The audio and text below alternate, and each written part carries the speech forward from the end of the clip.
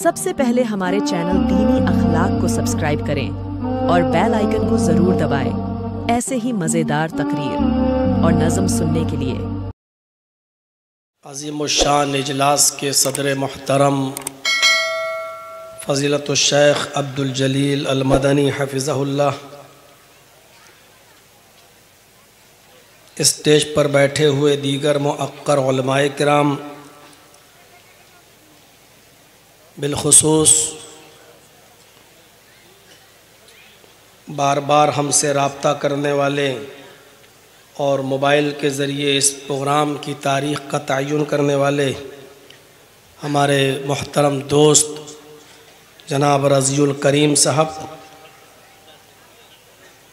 جنہوں نے کئی مہینے پہلے سے رابطہ کیا اور اس وقت تک رابطہ کرتے رہے جب تک کہ ڈیٹ فکس نہیں ہو گئی۔ اللہ تعالیٰ ان کو جزائے خیر عطا فرمائے۔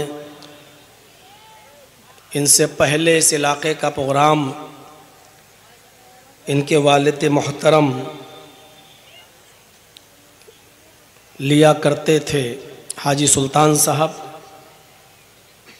جو مجھے بھی اپنا ایک بیٹے کی طرح مانا کرتے تھے اور اپنی شفقت، پیار و محبت کا اظہار کیا کرتے تھے۔ آج وہ ہمارے درمیان نہیں ہیں۔ اللہ رب العالمین ان کو غریق رحمت فرمائے، ان کی قبر کو نور سے بھر دے، اعلی علیین کے اندر جگہ عطا فرمائے۔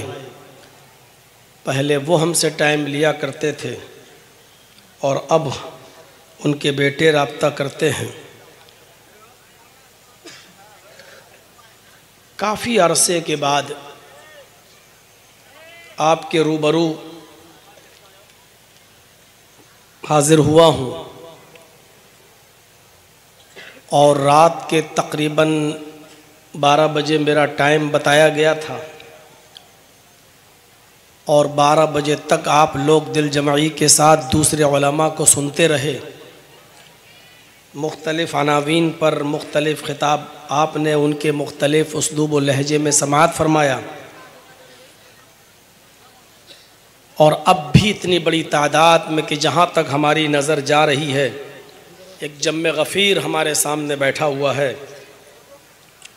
اللہ رب العالمین آپ کے بیٹھنے کو قبول فرمائے، آپ کے یہاں آنے کو قبول فرمائے، اور جس مقصد کے تحت آپ نے یہ پروگرام یہاں رکھا ہے، اللہ رب العالمین آپ کو اس مقصد میں کامیابی عطا فرمائے، اور ہم سب کو، کہنے والوں کو بھی اور سننے والوں کو بھی اللہ تعالیٰ عمل کی توفیق عطا فرمائے۔ پنکھا تھوڑا ادھر کر دیجئے کیونکہ کیڑے بہت آ رہے ہیں۔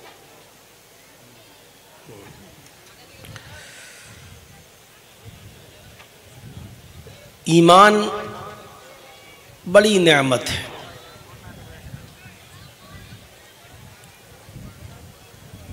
اللہ کے نبی صلی اللہ علیہ وسلم نے حضرت عمر فاروق کو مخاطب کر کے فرمایا تھا کہ آئے خطاب کے بیٹے سن لو، صرف ایمان والے ہی جنت کے اندر جائیں گے۔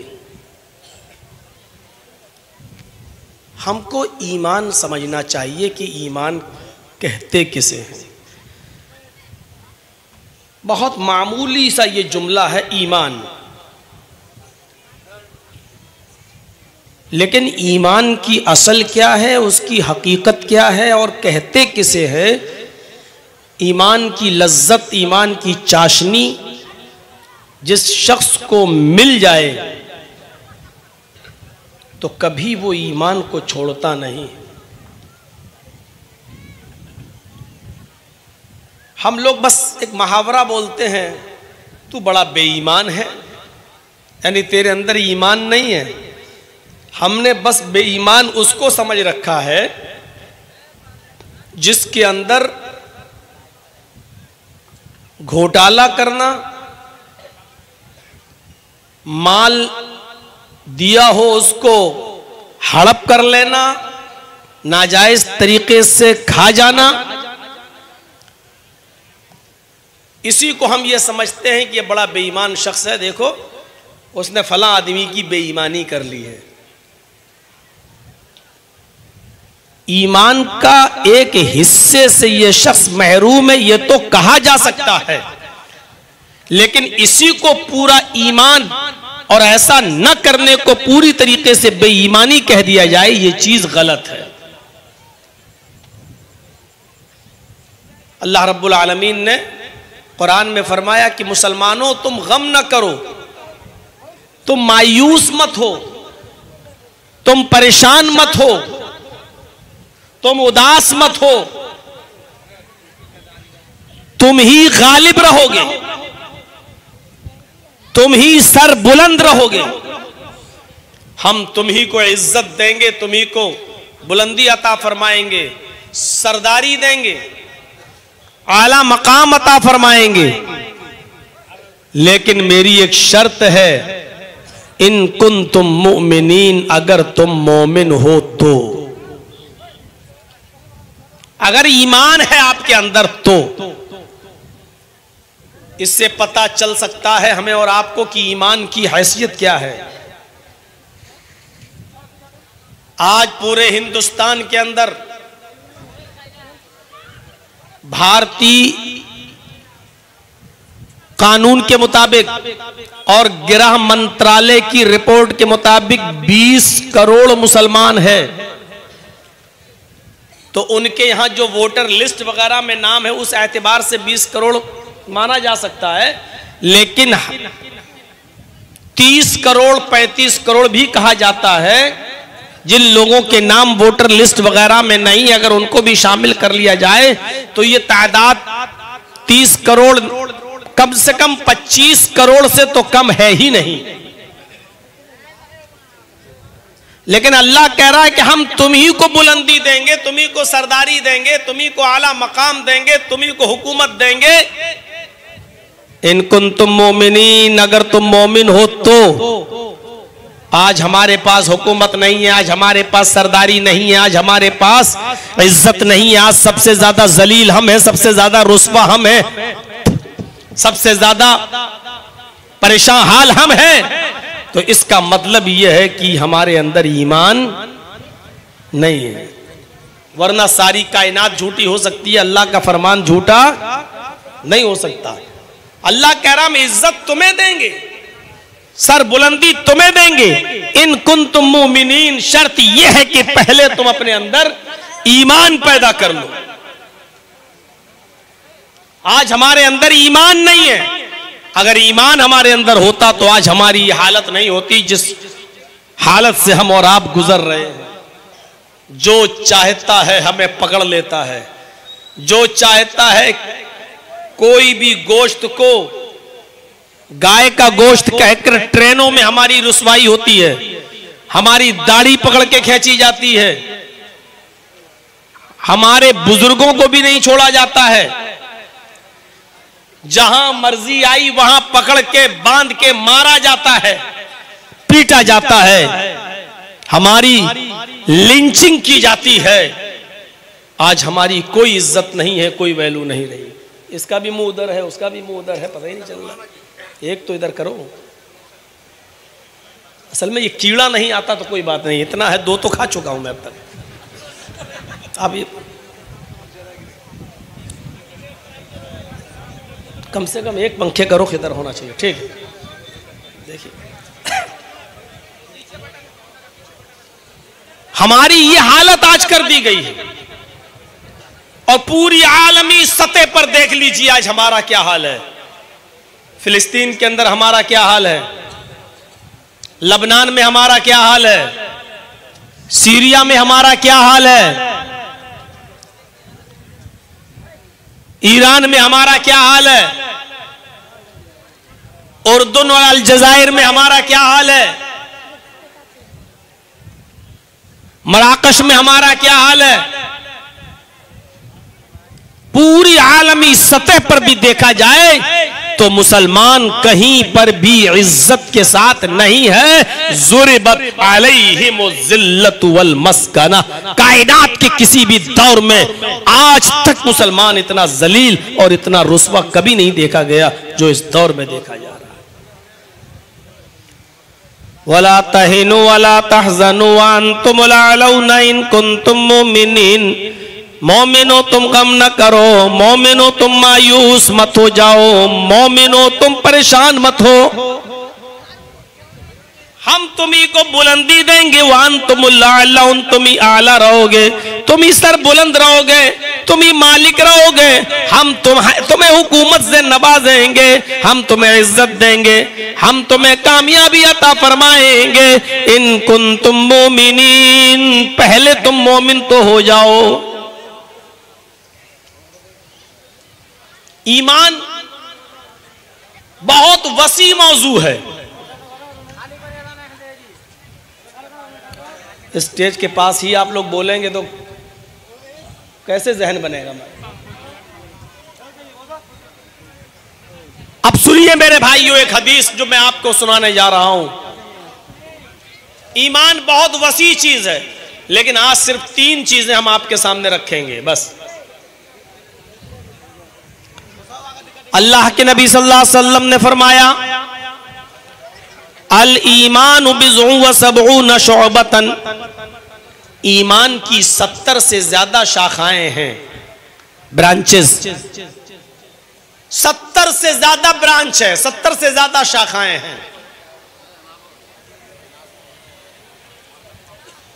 3 برانچ کو، 3 شاخاؤں کو اللہ نے بیان کیا ہے اس حدیث کے اندر۔ اللہ کے نبی نے فرمایا ایمان کی 70 سے زیادہ شاخائیں ہیں۔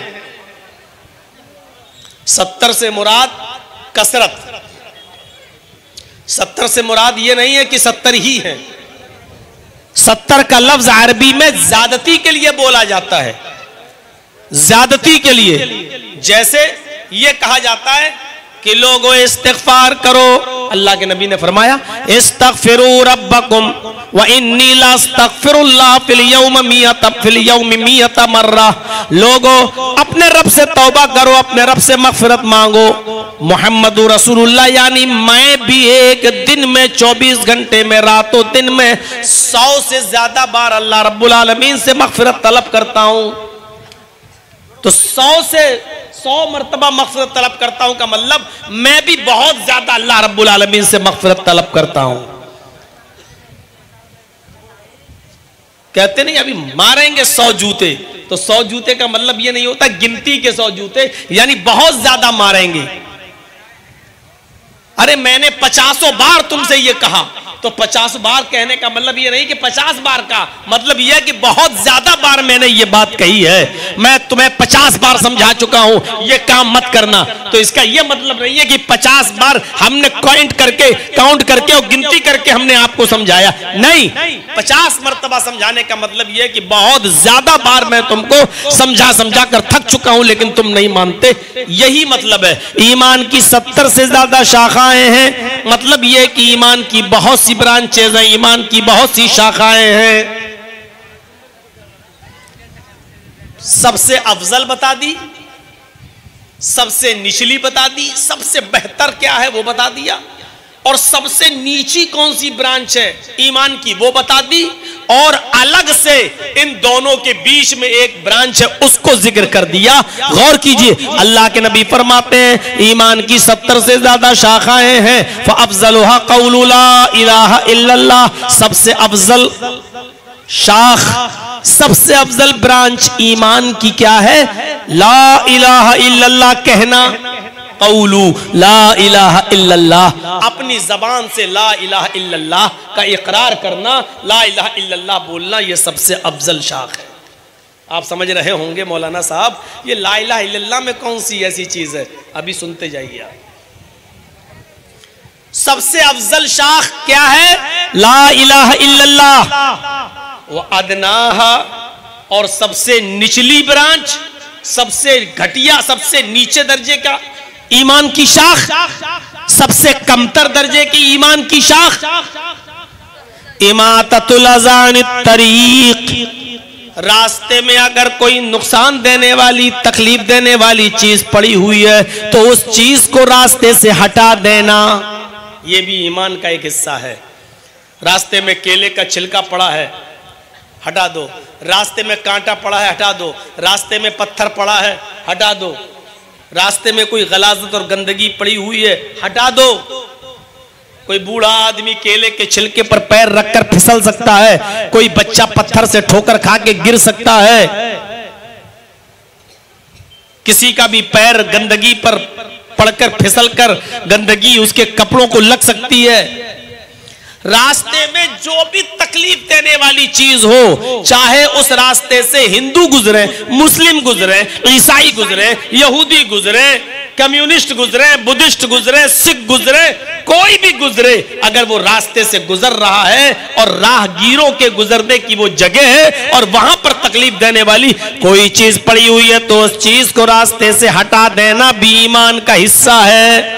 افضل بتا دیا, سب سے کمتر بتا دیا, اب ایک اور بیچ میں بتا دیا. لاسٹ میں اللہ کے نبی صلی اللہ علیہ وسلم نے فرمایا وَالْحَيَاءُ شُعْبَةٌ مِّنَ الْإِيمَانِ, حیا, شرم, یہ بھی ایمان کی ایک شاخ ہے. آئیے ذرا جائزہ لیں گے ہم لا الہ الا اللہ کا معنی اور مطلب کیا ہے. ہم نے اس کو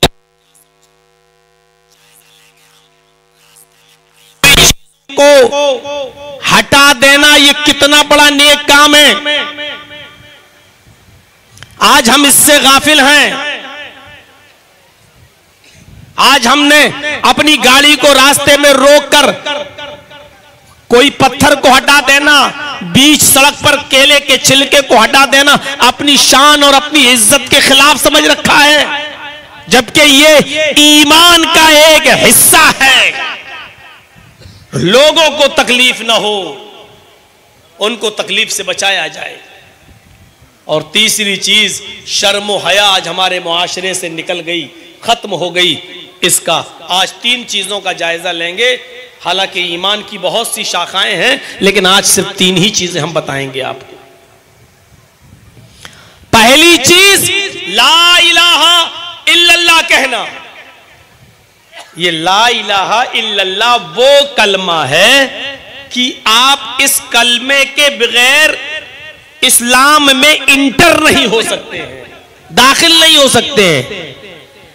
یہ گیٹ پاس ہے. اسلام کے اندر داخل ہونے کے لیے یہ آپ کا گیٹ پاس ہے, اس کے بغیر آپ کو انٹری نہیں مل سکتی ہے. اور جب آپ نے یہ کلمہ پڑھ لیا تو سوچ سمجھ کر پڑھو. یہ چھوٹا سا جملہ کوئی معمولی جملہ نہیں. عرب کے کافر اچھی طرح جانتے تھے لا الہ الا اللہ پڑھنے کے مطلب کیا ہے, اسی لیے وہ جلدی سے لا الہ الا اللہ نہیں پڑھا کرتے تھے.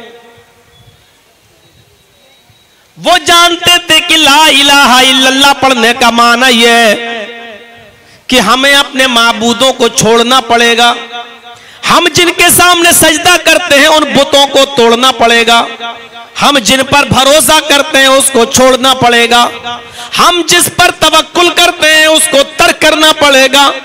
وہ جانتے ہیں کہ ہم جس سے اپنا مقصد حاصل کرتے ہیں اس کو چھوڑنا پڑے گا. وہ جانتے ہیں کہ ہم جس کو اپنی مدد کے لیے موجود اور حاضر و ناظر سمجھتے ہیں اس کو ہمیں ترک کرنا پڑے گا. وہ جانتے تھے لا الہ الا اللہ کہنے کے بعد ہمیں کتنی چیزوں کو ترک کرنا پڑے گا, اس لیے عرب کے کافر جلدی لا الہ الا اللہ نہیں پڑھا کرتے تھے. آج ہم پڑھتے ہیں لیکن مطلب نہیں سمجھتے. لا الہ الا اللہ پڑھ لیا, آپ ایمان میں داخل ہو گئے, اسلام میں داخل ہو گئے, لیکن مومن صرف وہی نہیں ہوتا ہے جو مسجد میں رہے تو مومن. مومن صرف وہی نہیں ہے اذان کی آواز سنی حی علی الصلاح حی علی الفلاح, مسجد میں آ گیا, وضو بنایا اور نماز پڑھنے لگا, بس مسجد میں ہے تو مومن ہے, اور مسجد سے نکلا تو ایمان اس کے اندر سے نکل گیا. یہ ایمان نہیں ہے. مومن تو وہ ہوتا ہے جو مسجد میں جائے تب بھی مومن رہے, مسجد سے نکلے تب بھی مومن رہے, وہ اپنے گھر میں ہو تب بھی مومن رہے, گھر سے باہر جائے تب بھی مومن رہے, سفر میں ہو تب بھی ایمان اس کے چہرے سے چھل کے وہ دکان پر بیٹھا ہو تب بھی وہ مومن رہے، لین دین کرے تو اسلام کی تعلیم کے مطابق کرے، خرید و فروخت کرے تب بھی وہ مومن رہے، شادی بیاہ کرے تب بھی وہ مومن رہے، میاں بیوی کے حقوق کو ادا کرتے وقت بھی وہ مومن رہے، اپنے بچوں کے ساتھ عدل و انصاف کرتے وقت بھی وہ مومن رہے۔ مومن اسے کہتے ہیں جو ہر جگہ مومن ہو، صرف مسجد میں آنا اور نماز پڑھ لینا اور نماز پڑھ کے نکل جانا یہ مومن نہیں۔ آپ دکان پر بیٹھے ہیں، موقع اچھا ہے، ایک آدمی انجان ہے، آپ کا 100 روپے کا سامان 1000 روپے میں بھی خریدنے کے لیے تیار ہے، آپ نے دیکھا ہے سیدھا سادہ ہے، اور آپ اس کو 100 روپے کا مال 1000 روپے میں بیچ رہے ہیں اور کہہ رہے ہیں کہ یہ بھائی صاحب 950 میں تو میں نے خریدا ہے، ہم آپ کو 700 میں کیسے دے دیں؟ 100 روپے کا مال آپ 1000 روپے میں اس کو دے رہے ہیں۔ آپ اس وقت بھی مومن رہیں، آپ کے اندر اس وقت بھی ایمان ہونا چاہیے۔ اٹھتے بیٹھتے، لیٹتے سوتے، جاگتے کھاتے پیتے، چلتے پھرتے، شادی بیاہ، دکان، سفر، حضر، آپ جہاں کہیں بھی ہیں آپ مومن رہیے۔ یہ ہے لا الہ الا اللہ کا معنی۔ جب آپ نے لا الہ الا اللہ پڑھ لیا تو اس کا صاف مطلب یہ ہوا کہ آپ نے اس بات کا اقرار کر لیا لا الہ الا اللہ، اللہ کے علاوہ کوئی معبود نہیں، یعنی آپ نے اس بات کا اقرار کر لیا لا معبود الا اللہ، اللہ کے علاوہ کوئی معبود نہیں۔ لا الہ الا اللہ کا مطلب ہے لا مسجود الا اللہ، اللہ کے علاوہ کوئی سجدہ کرنے کے لائق نہیں۔ لا الہ الا اللہ کا معنی ہے لا مقصود الا اللہ، اللہ کے علاوہ ہمارا کوئی مقصود نہیں۔ لا الہ الا اللہ کا معنی ہے لا موجود الا اللہ، ہماری ہیلپ اور مدد کے لیے اللہ کے علاوہ کوئی موجود نہیں۔ میرے بھائیوں، لا الہ الا اللہ جس نے پڑھا گویا کہ اس نے اقرار کر لیا اللہ ہی ہمارا معبود، اللہ ہی پر ہمارا توکل، اللہ ہی ہمارا مسجود، اللہ ہی ہمارا مددگار، اللہ ہی ہمارا حامی و ناصر، اللہ ہی سب کچھ، اس نے اپنا سب کچھ اپنے رب کو مان لیا۔ میرے بھائیوں، یہ ہے لا الہ الا اللہ کا معنی۔ فَأَفْضَلُهَا قَوْلُ لَا إِلَهَ إِلَّا اللَّهِ، افضل چیز لا الہ الا اللہ کہنا۔ یہ ایمان کا پہلا، ابھی پہلی چیز بتلا رہا ہوں آپ کو۔ اس لا الہ الا اللہ کہنے سے، سنیے گا، ایک آدمی 70 سال گناہ کرتے کرتے بوڑھا ہو گیا، لیکن اب اس کو ہوش آیا، بہت گناہ کر چکا، کافر ہے وہ، آیا صاحب میں کافر ہوں، 70 سال کی زندگی کفر میں گزر گئی، اب احساس ہے، لنگز خراب ہو چکے، ٹی بی کی بیماری ہو چکی، مرنے والا ہے، لیکن مرنے سے پہلے اس نے لا الہ الا اللہ پڑھ لیا، اور لا الہ الا اللہ پڑھتے ہی اس کا انتقال ہو گیا، وہ مر گیا۔ اس کلمے کی برکت سے وہ جنت کے اندر جائے گا۔ اب لا الہ الا اللہ کا پاور سمجھا؟ لا الہ الا اللہ 80 سال کے بوڑھے نے آج پڑھا، اور پڑھتے ہی ایک وقت کی نماز بھی نہیں پڑھ سکا اور اس کا انتقال ہو گیا، ایک بھی روزہ نہیں رکھ سکا، مر گیا۔ اس لا الہ الا اللہ کی وجہ سے وہ جنت میں جائے۔ اللہ کے نبی صلی اللہ علیہ وسلم ایک چھوٹے سے 12 سال کے بچے کی عیادت کے لیے گھر سے نکلے، پتا چلا یہودی کا ایک بچہ بیمار ہے جو میری خدمت کرتا تھا۔ آپ اس یہودی کے گھر گئے، دستک دی، اس کے باپ نے دروازہ کھولا، اللہ کے نبی سے کہا اندر آئیے۔ اللہ کے رسول اس چھوٹے سے بچے کے پاس بیٹھ گئے، وہ اللہ کے نبی کو دیکھنے لگا اور اس کی آخری سانسیں نکل رہی تھیں، ایسے کر رہا تھا وہ، آخری سانسیں، اور اللہ کے نبی کو دیکھ رہا تھا۔ اللہ کے رسول نے اس بچے سے کہا، یہودی بچے سے، قل لا الہ الا اللہ، اے یہودی بچے لا الہ الا اللہ کہہ دو۔ جانتے ہیں کہ 12 سال کی عمر اس کی کیسی گزری ہے، لیکن آپ اس کے پاس بیٹھ کر کہہ رہے ہیں قل لا الہ الا اللہ، اے یہودی بچے لا الہ الا اللہ کہہ دو۔ اس بچے نے اپنے باپ کو دیکھا، یعنی اس کا دل تو تھا لا الہ الا اللہ کہنے کے لیے، لیکن اس نے اپنے باپ کی طرف دیکھا۔ اس کے باپ نے بھی سمجھ لیا میرا بیٹا چاہتا تھا اور میرا بیٹا زندگی میں محمد رسول اللہ کی بڑی تعریف کرتا رہا، نبی کی خدمت کرتا تھا اور آ کر مجھے نبی کے بارے میں بتاتا تھا۔ میرے بیٹے کا دل پہلے ہی سے محمد رسول اللہ کی طرف لگا ہوا تھا۔ باپ نے اپنے بیٹے کے استفہامیہ نظروں کو دیکھا، سوالیہ نگاہوں کو دیکھا، تو باپ نے اپنے بیٹے سے کہا بیٹے ابو القاسم کی بات مان لو، بیٹے تم محمد کی بات مان لو، تم بھی تو یہی چاہتے تھے، لا الہ الا اللہ پڑھنا چاہتے تھے، ٹھیک ہے محمد کہہ رہے ہیں تو تم پڑھ لو صلی اللہ علیہ وسلم۔ جیسی باپ کی اجازت ملی، بیٹے نے محمد الرسول اللہ کو دیکھا، اس یہودی بچے نے، اور اپنی زبان سے یہ کلمہ پڑھ لیا، لا الہ اشہد ان لا الہ الا اللہ واشہد ان محمدن عبدہ ورسولہ۔ یہ کلمہ پڑھا اور پڑھتے ہی اس بچے کا انتقال ہو گیا۔ 12 سال کا وہ یہودی بچہ اسی وقت مر گیا۔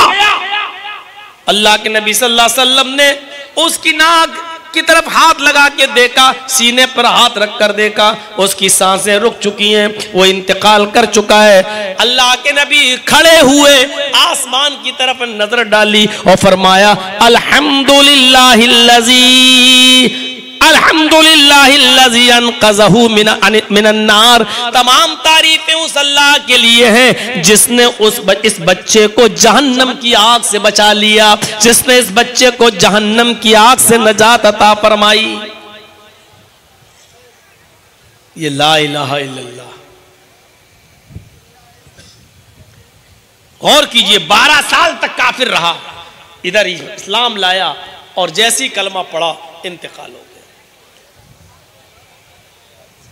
غزوہ خیبر ہوئی، ایک موقع آیا اللہ کے رسول نے خیبر کا محاصرہ کر لیا، گھیر لیا خیبر کے قلعے کو چاروں طرف سے۔ خیبر کا ایک چرواہا بکریاں چرانے کے لیے جنگل میں گیا ہوا تھا جس کا نام اسود تھا۔ جب شام کو لوٹ کر آیا، اس نے دیکھا کہ خیبر کا محاصرہ ہو گیا۔ وہ اللہ کے رسول سے ملتا ہے، یہودی ہے، پوچھتا ہے آپ کون کیا، اور ساری گفتگو ہونے کے بعد کہتا ہے محمد آپ کی دعوت کیا ہے؟ اللہ کے نبی صلی اللہ علیہ وسلم نے فرمایا میری دعوت یہ ہے ایک اللہ کی عبادت کرو، اس کے علاوہ ہمارا کوئی معبود نہیں ہے، اور محمد اللہ کے رسول ہیں۔ اس کے پاس بہت سی بکریاں تھیں جو چرایا کرتا تھا۔ اللہ کے نبی صلی اللہ علیہ وسلم کی اس دعوت کو سننے کے بعد وہ کہنے لگا اچھا میں اسلام لاتا ہوں تو میرے لیے کیا ملے گا؟ آپ نے فرمایا اگر تم اسلام لے آؤ گے تو میرے دینی بھائی ہو جاؤ گے، میرے دینی بھائی ہو جاؤ گے، ہم تمہیں سینے سے لگائیں گے۔ فرمایا اچھا میرے جسم سے تو بدبو آ رہی ہے، میں بھیڑوں بکریوں کا چرانے والا، کئی دن سے غسل نہیں کیا، نہایا نہیں، اور آپ کہہ رہے ہیں میں آپ کو سینے سے لگاؤں گا۔ فرمایا ہاں۔ اس نے کہا اشہدو ان لا الہ الا اللہ و اشہدو ان محمدن عبدہ و رسولہ، یہ کلمہ پڑھ کر وہ آدمی مسلمان ہو گیا۔ کہنے لگا اللہ کے نبی اسلام تو لے آیا، اب میرے لیے کوئی کام بتائیے کہ میں کیا کروں، ابھی تک تو میں اپنے بھائیوں کی ساتھیوں کی بکریاں چرایا کرتا تھا، اب تو میں اسلام لایا، بتائیے کیا کام کروں؟ آپ نے فرمایا اس وقت نہ نماز کا وقت ہے کہ میں تمہیں نماز پڑھنے کے لیے بولوں، نہ اس وقت رمضان کا مہینہ ہے کہ میں تمہیں روزہ رکھنے کے لیے کہوں، نہ اس وقت حج کا سیزن ہے کہ میں تمہیں حج کرنے کے لیے بولوں۔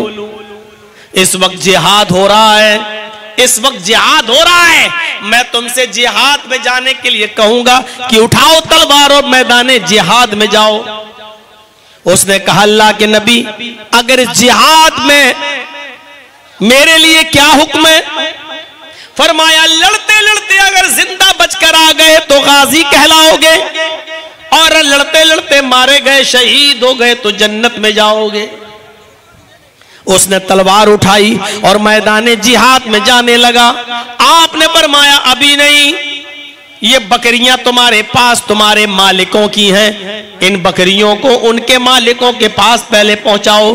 اگر یہ بکریاں تمہارے پاس تمہارے مالکوں کی امانت میں رہ گئیں اور تم قتل کر دیے گئے تو تمہیں جنت نہیں ملے گی، تمہارے اندر پھر ایمان نہیں، بے ایمان قرار دیے جاؤ گے۔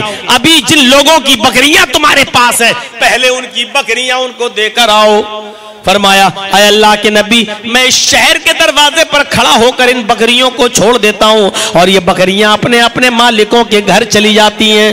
آپ نے فرمایا جب روزانہ ایسا کرتے تھے تو آج بھی ایسا ہی کرو۔ اسود نامی وہ یہودی جو اب اسلام لا چکا ہے ان بکریوں کو چھوڑنے جاتا ہے اور شہر کے دروازے پر ان بکریوں کو چھوڑ دیتا ہے، وہ بکریاں اپنے اپنے گھر چلی جاتی ہیں۔ اس کے بعد یہ تلوار اٹھاتا ہے اور میدان جنگ میں چلا جاتا ہے۔ میدان جنگ میں جانے کے بعد اتنا لڑا کہ لڑتے لڑتے خود قتل ہو جاتا ہے۔ ابھی صحابہ اس کو جانتے ہی نہیں ہے یہ کون ہے، ابھی تو اسلام لایا تھا، سب کے سامنے نہیں لایا، صرف محمد رسول اللہ کے ہاتھ پر ہاتھ رکھ کر اسلام قبول کیا اور میدان جنگ میں گیا اور لڑتے لڑتے شہید ہو گیا۔ صحابہ دیکھنے لگے اللہ یہ آدمی کون ہے، اس کو تو ہم جانتے ہی نہیں ہیں۔ محمد رسول اللہ کو پتا چلا، آپ آئے، آپ نے فرمایا اس آدمی کو غلط مت سمجھو، یہ بھی مسلمان ہے، آج ہی ایمان لایا ہے، تمہارے سامنے نہیں لایا، اور یہ وہ شخص ہے۔ آئے میرے ساتھیوں، اسلام لانے کے بعد ایمان قبول کرنے کے بعد اس آدمی نے ایک بھی نماز نہیں پڑھی، ایک بھی روزہ نہیں رکھا، ایک بھی حج نہیں کیا، اللہ کی راہ میں لڑا، شہید کر دیا گیا۔ اللہ اس کو جنت میں داخل کرے گا اس لیے کہ اس نے کلمہ پڑھ لیا تھا لا الہ الا اللہ۔ اب آپ نے سمجھا لا الہ الا اللہ کا معنی کیا ہے؟ لا الہ الا اللہ اگر کوئی صدق دل سے پڑھ لے تو جہنمی بھی جنت میں چلا جاتا ہے۔ ایک 70 سال کا 80 سال کا بڈھا گناہ کر کر کے اور کفر اور شرک کر کر کے جہنم کے دروازے پر لٹکا ہے، لیکن مرنے سے پہلے لا الہ الا اللہ پڑھ لیا اور ایک بھی وقت کی نماز نہیں پڑھ پایا اور مر گیا، یہ آدمی جنت میں جائے گا۔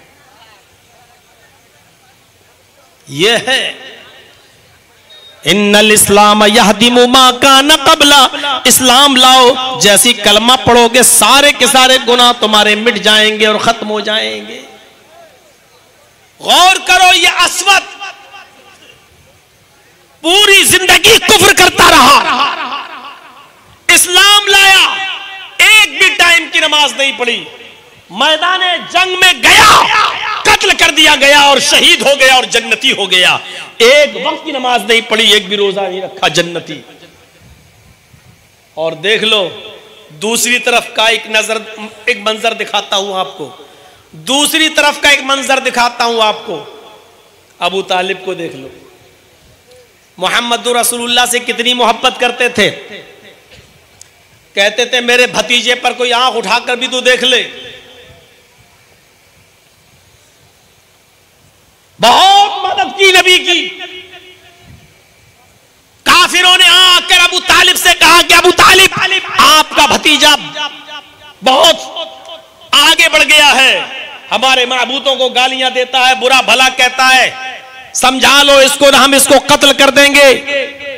ایسے موقع پر بھی ابو طالب نے اپنے بھتیجے کی مدد کی، بہت ساتھ دیا محمد رسول اللہ صلی اللہ علیہ وسلم کا۔ لیکن جب ابو طالب کے انتقال کا وقت آیا، دیکھ لیجئے، پوری زندگی کفر میں گئی، پوری زندگی شرک کرتے کرتے ہوئی، پوری زندگی خانہ کعبہ میں رکھے ہوئے 360 مورتیوں اور بتوں کے سامنے سجدہ کرنے میں گئی۔ آج انتقال ہونے والا ہے، اللہ کے نبی اپنے چچا ابو طالب کے پاس بیٹھے ہوئے ہیں اور اتنا کہتے ہیں، آئے میرے چچا، قل لا الہ الا اللہ، آئے میرے چچا، آپ کو سب کے سامنے کلمہ پڑھنے میں ڈر لگتا ہے کہ لوگ کیا کہیں گے، اور آپ اس بیماری میں مبتلا ہیں جس میں بچنا بالکل ناممکن ہے۔ اے چچا، مجھے آپ کی فکر ہے، میں آپ سے نہیں کہتا ہوں کہ سب کے سامنے کلمہ پڑھ کے اعلان کرو۔ اے میرے چچا، میں اپنا کان آپ کے منہ کے قریب لاتا ہوں, میرے کانوں میں کہہ دیجئے لا الہ الا اللہ. آئے میرے چچا, میرے کانوں میں بول دیجئے لا الہ الا اللہ, صرف میرے کانوں میں کہہ دیجئے, بس اتنا کہہ دیجئے, باقی اللہ سے میں نبڑ لوں گا, باقی معاملہ میرے اوپر چھوڑ دیجئے, اللہ سے سفارش میں کروا دوں گا. آئے اللہ, میرے چچا لا الہ الا اللہ کہہ دیجئے. آپ کے بھتیجے نے 40 سال کی عمر میں نبوت ملی اور 63 سال تک میں اللہ کے نبی زندہ رہے. آئے میرے چچا, نبوت سے لے کر اب تک میں نے لا الہ الا اللہ کی طرف لوگوں کو بلایا ہے. آئے میرے چچا, آپ نے میری خدمت کی, میری سیوا کی, میری ہیلپ کی, میری مدد کی, میرا بہت تعاون کیا. میں نہیں چاہتا کہ میرا چچا جہنم کی آگ میں جلے. آئے میرے چچا, سب کے سامنے مت کہیے, اگر آپ کو ڈر لگتا ہے. میں اپنے کان کرتا ہوں, آپ اپنے ہونٹ بڑھائیے اور میرے کان میں کہہ دیجئے لا الہ الا اللہ. صرف میرے کان میں پڑھ دیجئے, اللہ سے میں نبڑ لوں گا, اللہ سے حجت کر کے میں آپ کو جنت کا سرٹیفکیٹ دلوا دوں گا, آگے کا معاملہ میرے ذمہ ہے. ابو طالب اس موقع پر بھی کہتے ہیں نہیں.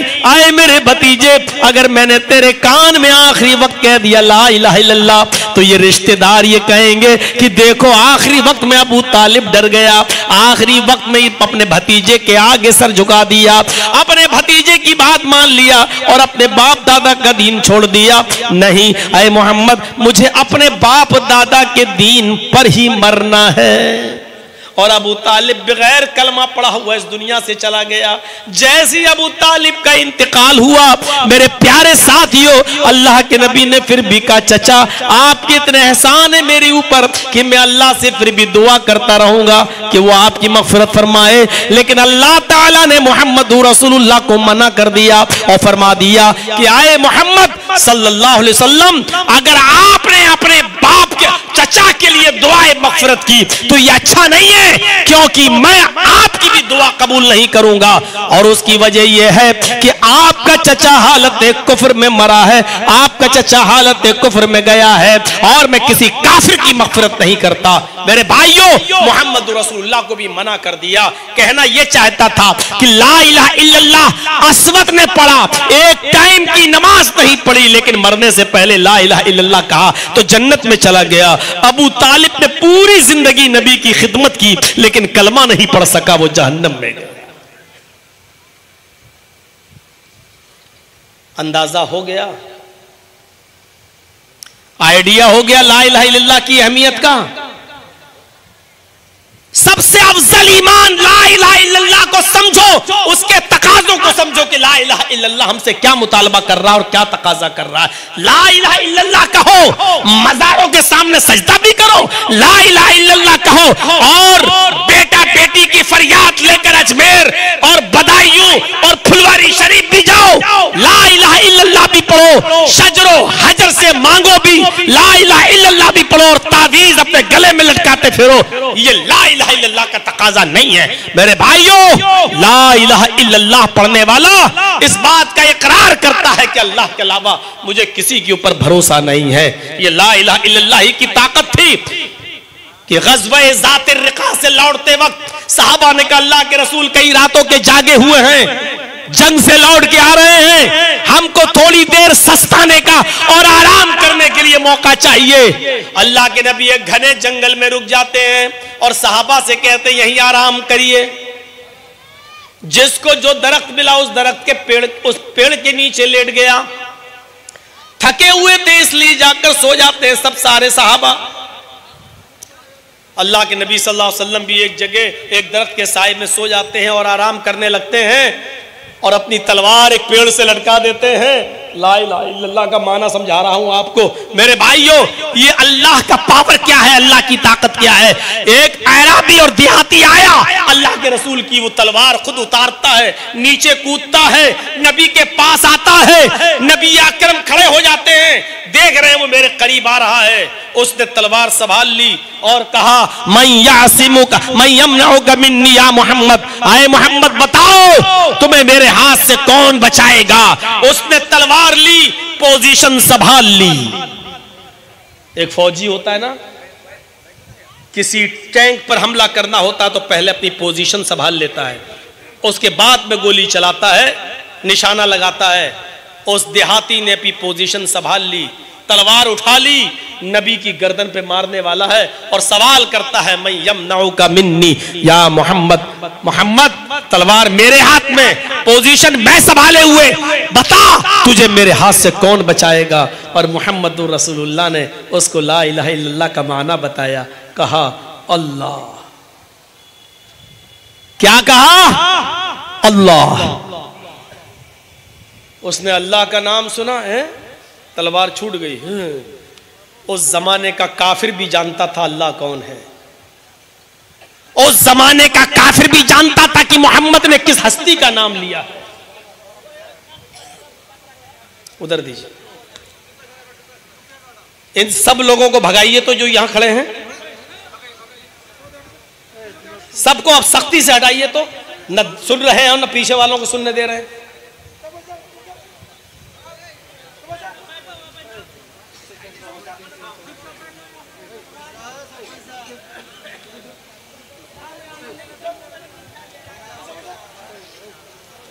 ادھر دیجیے نا،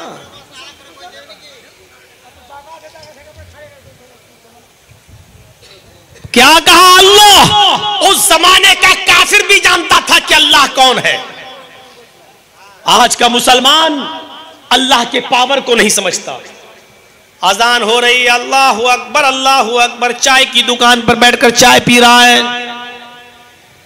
اذان ہو رہی ہے، اللہ اکبر اللہ اکبر، اللہ کا نام لیا جا رہا ہے، اپنے کھیت جوت رہا ہے، اللہ کا نام لیا جا رہا ہے، اپنی دکان پر بیٹھا ہوا ہے۔ جبکہ مومن کی نشان تو یہ ہے، انما المؤمنون الذین اذا ذکر اللہ وجلت قلوبہم۔ ارے مومن تو کہتے ہی اسے جب اس کے سامنے اللہ کا نام لیا جائے تو اس کا دل کانپ جائے، اس کا دل تھرا جائے، اس کے دل میں کپ کپی پیدا ہو جائے۔ اللہ کا نام آتے ہی اور سننے کے بعد جس مسلمان کے دل میں کپ کپی پیدا نہیں ہوتی، جس کا دل لرزتا نہیں، اس کے دل میں ایمان نہیں۔ اذان کی آواز سن کر تم دکانوں پہ بیٹھ لیتے ہو، تمہارے کلیجے کیسے برداشت کر لیتے ہیں اس بات کو؟ اذان کی آواز آتی ہے، تم چائے کی ہوٹلوں پہ بیٹھے گپے لڑاتے رہتے ہو، تمہارے کلیجے کیسے برداشت کرتے ہیں اس بات کو؟ اذان کے کلمات تمہارے کانوں میں جاتے ہیں، اللہ کا نام تمہارے کانوں میں جاتا ہے، اور تم T20 دیکھتے رہتے ہو، ورلڈ کپ دیکھتے رہتے ہو، میچ دیکھتے رہتے ہو، کیرم بورڈ کھیلتے رہتے ہو۔ ارے یہ زمین پھٹ گئی ہو، کہیں دھس نہ جاؤ اس کے اندر، یہ ڈر ہمارے اندر پیدا کیوں نہیں ہوتا؟ انما المؤمنون الذین اذا ذکر اللہ وجلت قلوبہم۔ ارے مومن کی پہچان یہ ہے کہ جب اس کے سامنے اللہ کا نام لیا جاتا ہے تو اس کا دل کانپ جاتا ہے، اس کا دل تھرا جاتا ہے۔ محمد رسول اللہ نے فرمایا، اللہ، اس نے اللہ کا نام سنا، تلوار اس کے ہاتھ سے چھوٹ گئی۔ میرے بھائیوں، یہ ہے لا الہ الا اللہ پڑھنے والا کا پاور۔ جو لا الہ الا اللہ پڑھ لیتا ہے وہ اس بات کی گارنٹی دے دیتا ہے کہ اب میں اللہ کے علاوہ کسی سے نہیں ڈرتا، نہ میں دشمن سے ڈرتا، نہ اس کے ہاتھ کی تلوار سے ڈرتا، اور میں کسی اور پہ بھروسہ بھی نہیں کرتا، صرف اللہ کی ذات پر بھروسہ کرتا ہوں۔ یہ ہے لا الہ الا اللہ کا معنی، یہ ہے لا الہ الا اللہ کا مفہوم۔ چلیے، لا الہ الا اللہ پر اتنا کافی، ابھی چلے تو بہت آگے بڑھ جائے گا معاملہ، صرف لا الہ الا اللہ پر پوری تقریر ختم ہو سکتی ہے۔ لا الہ الا اللہ کا اس معنی کو آپ غور سے سنیے۔ ایک صحابی میدان جنگ میں کافر سے لڑ رہے ہیں، لڑتے لڑتے جیسے اس کے اوپر غالب آئے اور اس کافر کو مارنا چاہا، تلوار اٹھائی، اس کو مارنا چاہا۔ بھائی جنگ میں تو یہی ہوتا ہے، یا تو تم مجھے مارو یا میں تمہیں ماروں۔ غالب آ گئے اور اس کافر کو مارنا چاہا، اس کافر کی زبان سے اس نے تلوار زمین پر پھینک دی۔ کافر نے تلوار زمین پر پھینک دی، اپنے دونوں ہاتھ بلند کر لیے اور کہنے لگا اشہدو اللہ الہ الا اللہ وان محمدن عبدہ ورسولہ، میں گواہی دیتا ہوں اللہ کے علاوہ کوئی معبود نہیں اور محمد اللہ کے رسول ہیں۔ یہ صحابی کہتا ہے میں اس کو مارنے آیا اور اس نے کلمہ پڑھ لیا۔ اچھا، جب دیکھا کہ مرنے والا ہوں تو کلمہ پڑھ لیا، جب دیکھا کہ میں اس کے اوپر حاوی ہو گیا، یعنی موت سے بچنے کے لیے کلمہ پڑھ رہا ہے، لے کے اس نے پیٹ میں گھونپ دی تلوار اور اس کو مار ڈالا۔ یہ خبر جب اللہ کے نبی جناب محمد رسول اللہ کو ملی تو نبی اکرم نے اس صحابی کو بلایا اور کہا میں نے سنا ہے کہ تم نے اس کو قتل کر دیا۔ فرمایا ہاں، میں نے سنا ہے کہ مرنے سے پہلے اس نے کلمہ پڑھ لیا تھا، لا الہ الا اللہ کہہ دیا تھا۔ صحابی نے کہا پھر تم نے اس کو کیوں قتل کر دیا؟ لما قتلتہ، پھر تو نے اس کو کیوں قتل کر دیا؟ اس نے کہا صحابی نے اے اللہ کے نبی، جب اس نے دیکھا میں تلوار لے کر اس کے پاس آ گیا اور مارنے ہی والا ہوا، تب اس نے تلوار پھینک دی اور کلمہ پڑھ لیا۔ اس نے موت کے ڈر سے کلمہ پڑھا، اس لیے میں نے مار دیا۔ آپ نے پوچھا تمہیں کیسے پتا کہ اس نے موت کے ڈر سے پڑھا یا اللہ کے ڈر سے پڑھا؟ موت کے ڈر سے پڑھا یا جہنم کے خوف سے پڑھا؟ یہ بات تم نے کیسے جان لی؟ تمہیں کیسے معلوم ہو گیا؟ اشققت قلبہ، کیا تو نے اس کے دل کو پھاڑ کے دیکھ لیا تھا؟ کیا تو نے اس کے دل کو پھاڑ کے دیکھ لیا تھا؟ اس صحابی نے کہا نہیں۔ فرمایا قیامت کے دن تم اس لا الہ الا اللہ کو کیا جواب دو گے؟ یہ شخص جو مارا گیا قیامت کے دن لا الہ الا اللہ پڑھتے ہوئے اٹھے گا، تم اس کلمے کو کیا جواب دو گے؟ یہ صحابی کہتے ہیں اللہ کے نبی جب مجھ سے یہ جملے فرما رہے تھے کہ قیامت کے دن تم اس جملے کو لا الہ الا اللہ کو کیا کہو گے، یہ صحابی کہہ رہے تھے اے اللہ کاش میں آج کے دن سے پہلے پیدا ہی نہ ہوا ہوتا، آج سے پہلے میں پیدا ہی نہیں ہوا ہوتا، آج مجھے اپنے اوپر اتنی شرم آ رہی ہے، کاش آج سے پہلے میں پیدا ہی نہیں ہوا ہوتا۔ جس نے لا الہ الا اللہ پڑھ لیا، اب چاہے اس نے موت کے ڈر سے پڑھا ہو یا اللہ کے ڈر سے، اس بات کا علم تو صرف اللہ کو ہے، لیکن وہ تمہارا ایمانی بھائی ہے، تم اس کو مار نہیں سکتے، اس کی جان اور مال کی حفاظت کی ذمہ داری اب تمہارے اوپر ہے۔ یہ ہے کلمہ لا الہ الا اللہ کا معنی اور مفہوم جو ہمیں یہ بتاتا ہے۔ تو افضلها قول لا الہ الا اللہ، سب سے افضل ایمان کی برانچ اور شاخہ یہ ہے کہ تم لا الہ الا اللہ کہو، اس کے معنی اور مطلب کو سمجھو، یہ سب سے افضل ہے۔ آئیے دوسرا رخ دیکھتے ہیں۔ تو پانی ہوگا؟ پانی تھوڑا سا ہو تو منگائیے۔ میرے بھائیوں ذرا تصور کیجئے، دوسرا رخ دیکھیے، حدیث کا دوسرا ٹکڑا۔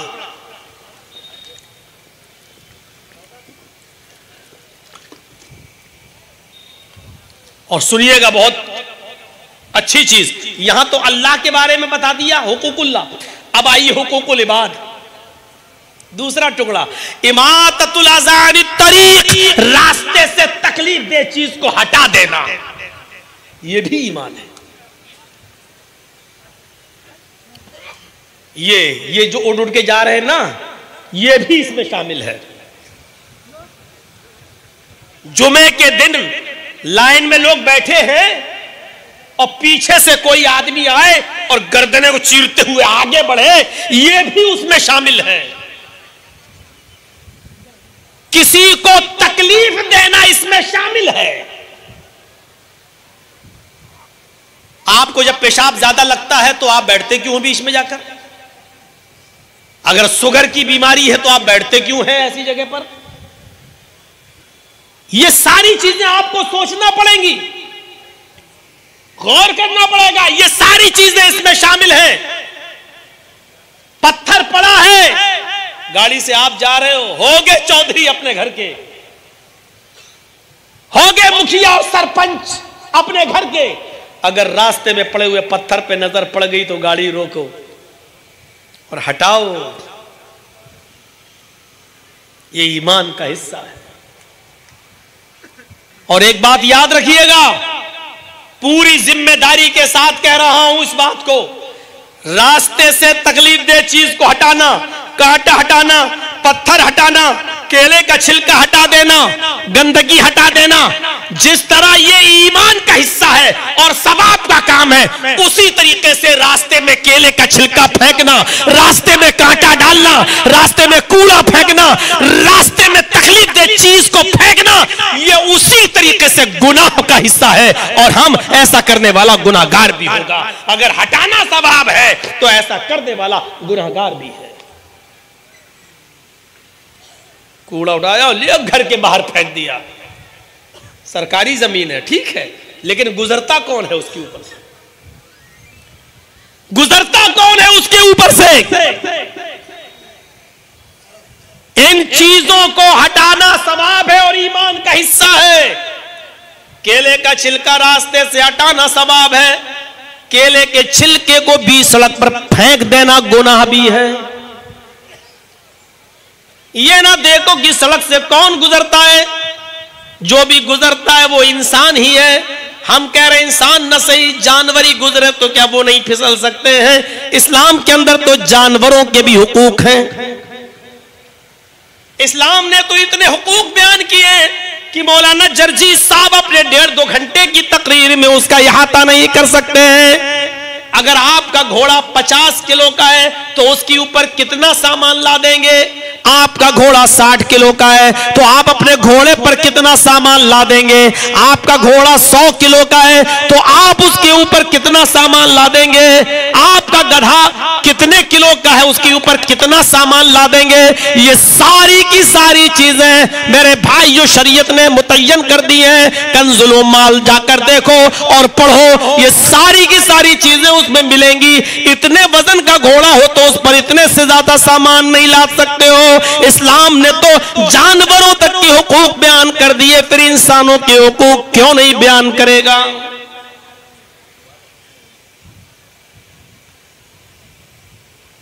ये भी इमाततुल अज़ा में आता है कि लोग पीछे खड़े हों और तुम सामने खड़े होकर अपने अपने मोबाइल खोलकर तकरीर की वीडियो बनाने लगो और पीछे वालों को सुनने न दो। मेरे भाइयों, ये भी तकलीफ देना है लोगों को। पता नहीं कैसे मेरे जहन में आ गई ये बात जो बोल रहा हूं, ये भी उसका एक हिस्सा है। और अगर किसी को मेरी इस बात से एतराज हो, हदीस से ये मसला निकालने में अगर किसी को एतराज हो तो आकर डिस्कस करे और बात करे। जिस चीज से भी लोगों को तकलीफ पहुंचती है उस चीज से बचा जाए, लोगों को तकलीफ न दी जाए, ये इस्लाम का एक हिस्सा है, ईमान का एक हिस्सा है। ये आप अपने घर को साफ रखते हैं, अपने दिल को भी साफ रखिए। इंसान 2 चीजों के मजमूए का नाम है, याद रखिएगा, कीमती बात बता रहा हूं। इंसान 2 चीजों के मजमूए का नाम है, एक जिस्म और एक रूह। जिस्म और रूह ये दोनों चीजें जब तक है तब इंसान है। अगर जिस्म है रूह नहीं तो इंसान नहीं, आप कहेंगे मैयत। अभी आप कहेंगे जर्जीज साहब बोल रहे हैं, और जैसे ही जर्जीज के अंदर से रूह निकल जाएगी कहा जाएगा मैयत को लाओ, मैयत को नहलाओ, मैयत को गुस्ल दो, मैयत को कफन पहनाओ। सबसे पहले नाम बदलता है मरने के बाद। जिस नाम के लिए तू मरा जाता है, जिस नाम के लिए तू एक दूसरे की जाने लेता है, जिस नाम को तू बाकी रखना चाहता है, मरने के बाद सबसे पहला तेरा नाम चेंज होता है। घमंड तोड़ दिया।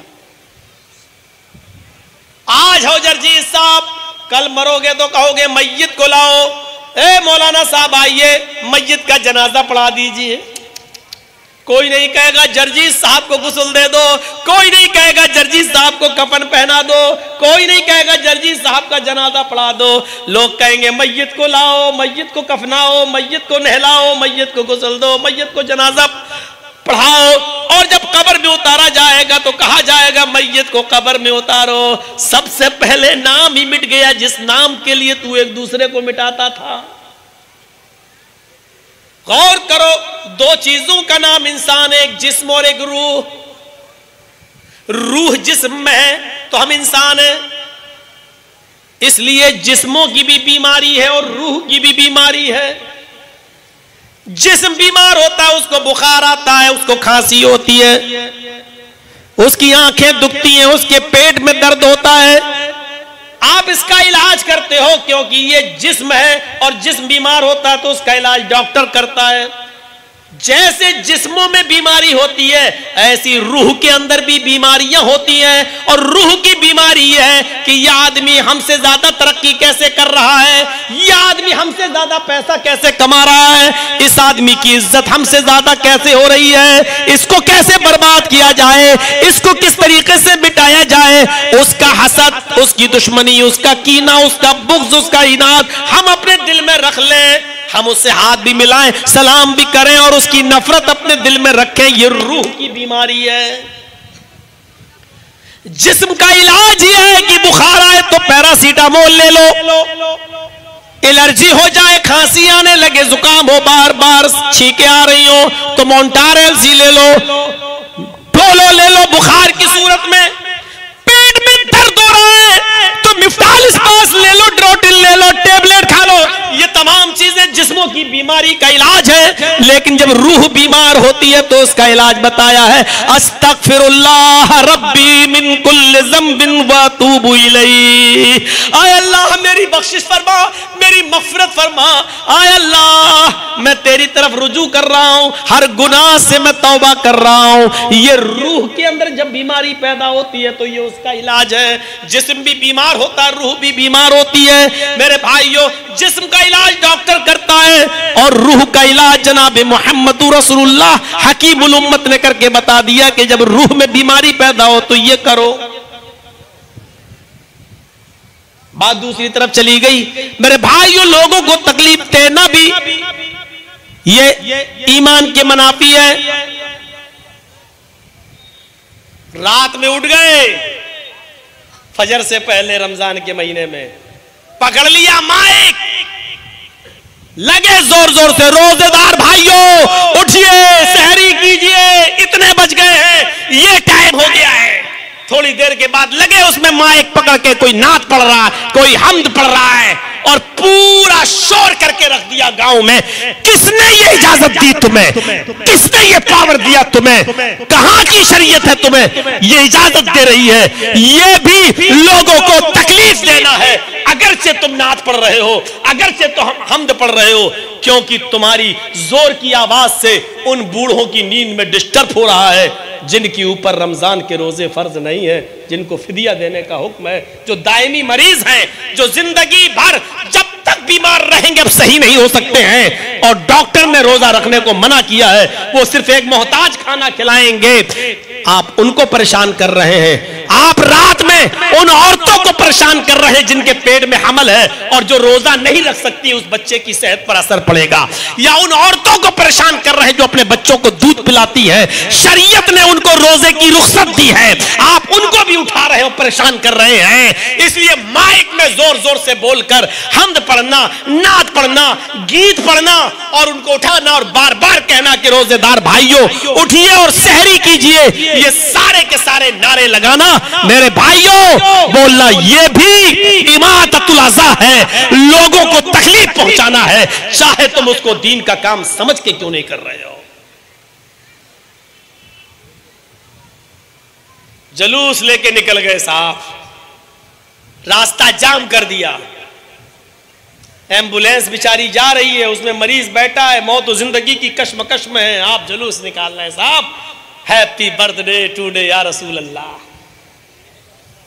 عید میلاد النبی کا جلوس نکال رہے ہیں، محرم پہ لاٹھی ڈنڈے چلا رہے ہیں اور لوگوں کے لیے راستہ بند کیے ہوئے ہیں۔ کون سی شریعت کہتی ہے، کون سی شریعت تمہیں اس بات کی اجازت دیتی ہے کہ تم راستے بند کرو؟ ہمارے گھر کے سامنے ایک روڈ ہے، لوگ گزرتے ہیں، ہماری بیٹے کی یا بیٹی کی شادی ہے، گھر کے باہر ہم نے ٹینٹ لگا دیا اور شامیانہ لگا دیا اور لوگوں کو 2 کلومیٹر دور سے گھوم کے جانا پڑ رہا ہے، پریشانی میں آپ ڈال رہے ہیں لوگوں کو، اور راستہ بند کر دیا آپ نے۔ نہیں کر سکتے ہو آپ ایسا، تکلیف نہیں دے سکتے ہو۔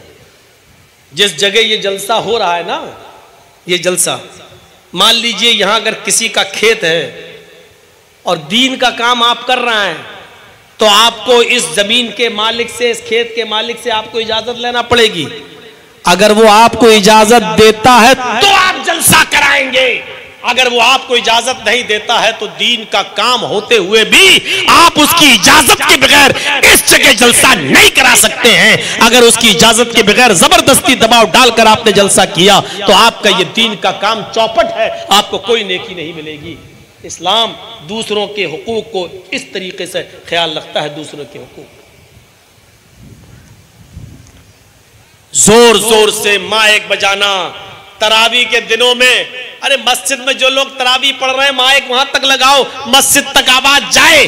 آپ نے مائک کھول دیا، پورے گاؤں میں تراویح کی آواز جا رہی ہے. میرے بھائیوں ذرا غور کرو کہ اس وقت تمہارے تراویحوں کی آواز اور قرآن کی تلاوت کو وہ بھی سنتا ہے جو باہر ہے اور لیٹرین کے اندر بیٹھا ہوا ہے یا پیشاب کرنے جا رہا ہے.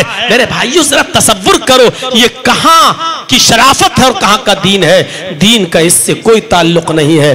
اماطۃ الاذان طریق، راستے سے تکلیف دہ چیزوں کا ہٹا دینا بھی ایمان کا حصہ ہے. آپ مسجد کے اندر داخل ہوتے ہیں، مسجد کے اندر کچرا پڑا ہوا ہے، اب آپ متولی کو مت ڈانٹیے، کہاں اس مسجد کا سیکریٹری؟ سیکریٹری بنے بیٹھے ہو، یہ مسجد گندی ہے، دکھتا نہیں ہے تمہیں، صاف کراؤ. نہیں، آپ مسجد کے اندر داخل ہو گئی، یہ کام آپ بھی کر سکتے ہو. مسجد کی اس گندگی کو صاف کرو. اللہ کے نبی صلی اللہ علیہ وسلم فرماتے ہیں اگر مسجد کے اندر کسی کی نظر پڑ جائے کہ کوئی گندی چیز پڑی ہے یا تھوک ہی پڑا ہوا ہے تو اس کو دھو دو، اس کو مٹا دو. اس کا کفارہ یہی ہے کہ اس کو وہاں سے ختم کر دیا جائے. جس کی نظر پڑے وہ آدمی اس مسجد کی گندگی کو صاف کرے. یہ ہم سب کا کام ہے. ہمیں دین کی خدمت کرنا ہے. اس کے لیے ضروری نہیں ہے کہ ہم مدرسے کے سیکریٹری بنیں گے تبھی دین کی خدمت کریں گے، ہم مسجد کے سیکریٹری بنیں گے تب بھی دین کی خدمت کریں گے، ورنہ نہیں. یہ کام ایک عام مسلمان ہونے کی حیثیت سے بھی ہم اور آپ کر سکتے ہیں. تو دوسری چیز پر بس اتنی سی ٹپڑی کہ راستے میں تکلیف دہ چیز پڑی ہوئی ہے اس کو بھی راستے سے ہٹا دینا ایمان کا حصہ ہے. دو چیزیں بتا دیں. تیسری چیز پر میں آپ کا تھوڑا سا ٹائم لوں گا اس لیے کہ تیسری چیز کا تعلق مردوں اور عورتوں دونوں سے ہے. پہلی چیز لا الہ الا اللہ کہنا، یہ سب سے افضل ایمان اور سب سے کمتر درجے کا ایمان. راستے سے تکلیف دہ چیزوں کو ہٹا دینا اور لوگوں کو تکلیف نہ پہنچانا، یہ ایمان کا ایک حصہ. اور تیسری چیز والحیاء شعبۃ من الایمان، حیا بھی ایمان کا حصہ ہے. شرم و حیا، شرم و حیا جانتے ہو یہ قدرت کی ایک نعمت ہے جس کو مل جائے. آپ چھوٹے سے بچوں کو بھی دیکھ لیجئے گا، 3-4 سال کا بچہ ہے، چڈی پہنے گھوم رہا ہے، اللہ نے یہ فطرت اس کے اندر بھی رکھی ہے، جا رہا اور اچانک آپ اس کی چڈی اتار دیجئے ایسے تو وہ بھی چلا. اس کو معلوم نہیں ہے، ہاتھ کھلا ہے، وہ سب کچھ صحیح، لیکن 3-4 سال کا بچہ کپڑا جیسی نیچے کا کپڑا اتاریں گے وہ ماریں گے بھی. مطلب وہ بھی جانتا ہے. یہ ایک اللہ نے فطری طور پر ایک بچے کے اندر بھی رکھی ہے. کل مولود یولد علی الفطرہ فابواہ یحودانہ ویمجسانہ وینصرانہ. ہر بچہ دین اسلام کی فطرت پر پیدا ہوتا ہے. یہ تو اس کے ماں باپ ہیں جو اس کو یہودی بنا دیں، عیسائی بنا دیں، مجوسی بنا دیں. میرے بھائیوں بچوں میں بھی یہ فطرت ہوتی ہے، بچوں میں یہ فطرت دیکھی گئی. لیکن بڑے بڑے عمر کے لوگوں میں 20 سال 22 سال 25 سال کے نوجوانوں میں یہ چیز دیکھی گئی کہ وہ کنووں کے پاس جائیں گے تو انڈر ویئر پہن کے نہا رہے ہیں، لنگوٹ پہن کے نہا رہے ہیں، گھٹنا کھلا ہوا ہے. یعنی ان کے اندر سے شرم و حیا نکل چکا. ناف سے لے کر گھٹنے تک اتنا حصہ، یہ नाफ से लेकर घुटने तक इतना हिस्सा मर्द से भी छिपाएगा और इतना हिस्सा औरत से भी छिपाएगी। याद रखिएगा, ये नाफ से, यहां से लेकर नाभि, नाफ से लेकर घुटने तक इतना हिस्सा एक औरत से भी छिपाएगी, दूसरी औरत से, और इतना हिस्सा मर्द से भी छिपाएगा। ला यंजुरुर रजुलु इला औरतिर रजुल वला तंजुरुल मरातु इला औरतिल मरा। कोई मर्द की सतर पर नजर न डाले, कोई औरत के सतर पर नजर न डाले। मर्द की सतर भी इतनी है, औरत का भी सतर यही है। औरत के लिए यहां से लेके यहां तक, मर्द के लिए तो पूरी औरत सतर है, वो तो पूरा छिपेगी, लेकिन औरत से भी इतना छिपाएगी यहां से लेके यहां तक। अब गौर करो, नाभ से लेकर घुटने तक का हिस्सा औरत से भी छिपाएगी। लेकिन आज स्कर्ट पहनकर लड़कियां कॉलेजेस में जा रही हैं, यूनिवर्सिटीज में जा रही हैं, घुटनों से ऊपर उनके कपड़े आ चुके हैं, शर्म हया नाम की कोई चीज नहीं रही, और इतना हिस्सा मर्द से भी छिपाएगा। तो आज मर्द भी फुटबॉल खेल रहा है तो घुटने खोल के, क्रिकेट खेल रहा है तो घुटने खोल कर, कबड्डी खेल रहा है तो घुटने खोल कर, और अगर मोहल्ले में कुओं पर या हैंड पाइप पर नहा रहा है तो घुटने खोल कर। मेरे भाइयों, शर्म हया कहां चली गई? अल्लाह के नबी फरमाते, बुखारी शरीफ की रिवायत है, बहुत प्यारी हदीस है। अल्लाह के नबी फरमाते, इज़ा लम तस्तही फफअल मा शिइत। अगर तेरे अंदर से शर्म हया निकल गई तो फिर तेरा जो दिल में आए, जो दिल करे वो कर। यानी फिर इंसान ये नहीं देखता कि हम क्या कर रहे हैं। जब शर्म हया इंसान के अंदर से निकल जाती है तो फिर वो कुछ भी कर सकता है। अभी जर्जी साहब के अंदर से शर्म हया निकल जाए तो यही गालियां देना शुरू कर देंगे। अभी जर्जी साहब के अंदर से शर्म हया निकल जाए तो यही सारे कपड़े उतार कर फेंक देंगे। अभी शर्म हया किसी के अंदर से निकल जाए तो फिर वो जिसका दिल, जो दिल चाहेगा वो करता फिरेगा, उसको फिर किसी की परवाह नहीं होगी, उसको अपनी इज्जत की फिक्र ही नहीं होगी। इसलिए कितनी अच्छी बात कही है कि जिसका जो दिल चाहे सो करे, यानी फिर उसे कोई चीज की उम्मीद नहीं लगाई जा सकती है। अब तो वो बेशर्म हो ही गया जब शर्म हया ही निकाल दी गई है उसके अंदर से। अरे शर्म हया तो मर्द के अंदर भी होती है, फिर औरत के अंदर कितनी होनी चाहिए? आपको इस बात का अंदाजा है? सुनिए, मर्द के अंदर कितनी शर्म हया है। दिल चाहता है, मुस्लिम शरीफ का एक वाक़या आपको सुना दूं, हदीस मुस्लिम की। अल्लाह के नबी सल्लल्लाहु अलैहि वसल्लम अपने घर में लेटे हुए थे और हज़रत आयशा सिद्दीक़ा उनके पास बैठी हुई थी। अल्लाह के नबी सल्लल्लाहु अलैहि वसल्लम की लुंगी घुटनों से नीचे थी लेकिन बीच से खुली हुई थी। आप सिली हुई लुंगी नहीं पहनते थे। हम लोगों के यहाँ जो सिली हुई लुंगी पहनने का रवाज है ना, वो अरब में अल्लाह के रसूल के दौर में नहीं था, बस ऐसी लिया और ऐसी लपेट लिया करते थे। तो अल्लाह के नबी अपने घर में लेटे हुए, सतर छिपा है यहाँ से लेके यहाँ तक, सतर छिपा है, घुटने ढके हुए हैं, लेकिन लुंगी बीच से थोड़ी सी खुली हुई है ऐसे। फिर सुन लीजिए, सतर खुला है, सतर ढका है, घुटना खुला नहीं था, सतर ढका है लेकिन लुंगी बीच से खुली हुई थी। थोड़ी देर के बाद दरवाजे पे दस्तक हुई। हजरत आयशा ने दरवाजा खोला तो देखा अबू बकर यानी उनके बाप मौजूद हैं। कहा, बेटी अल्लाह के रसूल हैं? जी हैं। पूछिए, इजाजत लीजिए, क्या मैं घर में आ सकता हूं? अम्मा आयशा आती अल्लाह के नबी से पूछती हैं कि मेरे अबू बकर सिद्दीक बाहर है, घर के अंदर आने की इजाजत मांग रहे हैं। घर में बेटी है, इजाजत। आज तो जो जिसके घर में जैसे घुसना चाहे घुस जाए। अरे शौहर को भी अपने घर में घुसने के लिए अपनी बीवी की इजाजत की जरूरत है। कहां पड़े हो यार, ऐसे मत घुसिए, हमारा घर है। अरे होगा तेरा घर, शरीयत के उसूल हैं। घर जाइए तो पहले दस्तक दीजिए। आपकी बीवी जब आपको इजाजत दे, पता नहीं किस हाल में हो, आप घर के अंदर घुसे, उसको कंजड़ हाल में देखे कहते तलाक तलाक तलाक। उसूल बताए इस्लाम ने। घर में भी जा रहे हैं तो बीवी की इजाजत जरूरी है। साहब मेरा घर, मेरी बीवी तो खुद हम दूसरे से लाए, फिर भी अपने घर में इजाजत? हाँ है। हजरत अबू बकर सिद्दीक कहते, पूछिए। हजरत आयशा ने इजाजत ली, اللہ کے نبی اجازت دیتے ہیں کہ ابو بکر کو اندر آنے کی اجازت دی جائے. حضرت ابو بکر صدیق آئے اور نبی اکرم کے پاس بیٹھ گئے. اللہ کے نبی ایسے ہی لیٹے رہے جیسے لیٹے تھے. تھوڑی دیر کے بعد دروازے پہ پھر دستک ہوئی. اب ابو بکر نے دروازہ کھولا, دیکھا حضرت عمر. کہا اللہ کے نبی ہیں؟ ہاں ہیں. میں ملنا چاہتا ہوں کہ اندر آنے کی اجازت ہے. ابو بکر اللہ کے نبی کے پاس آئے کہ عمر فاروق دروازے پہ کھڑے ہیں, وہ اندر آنے کی اجازت مانگتے ہیں.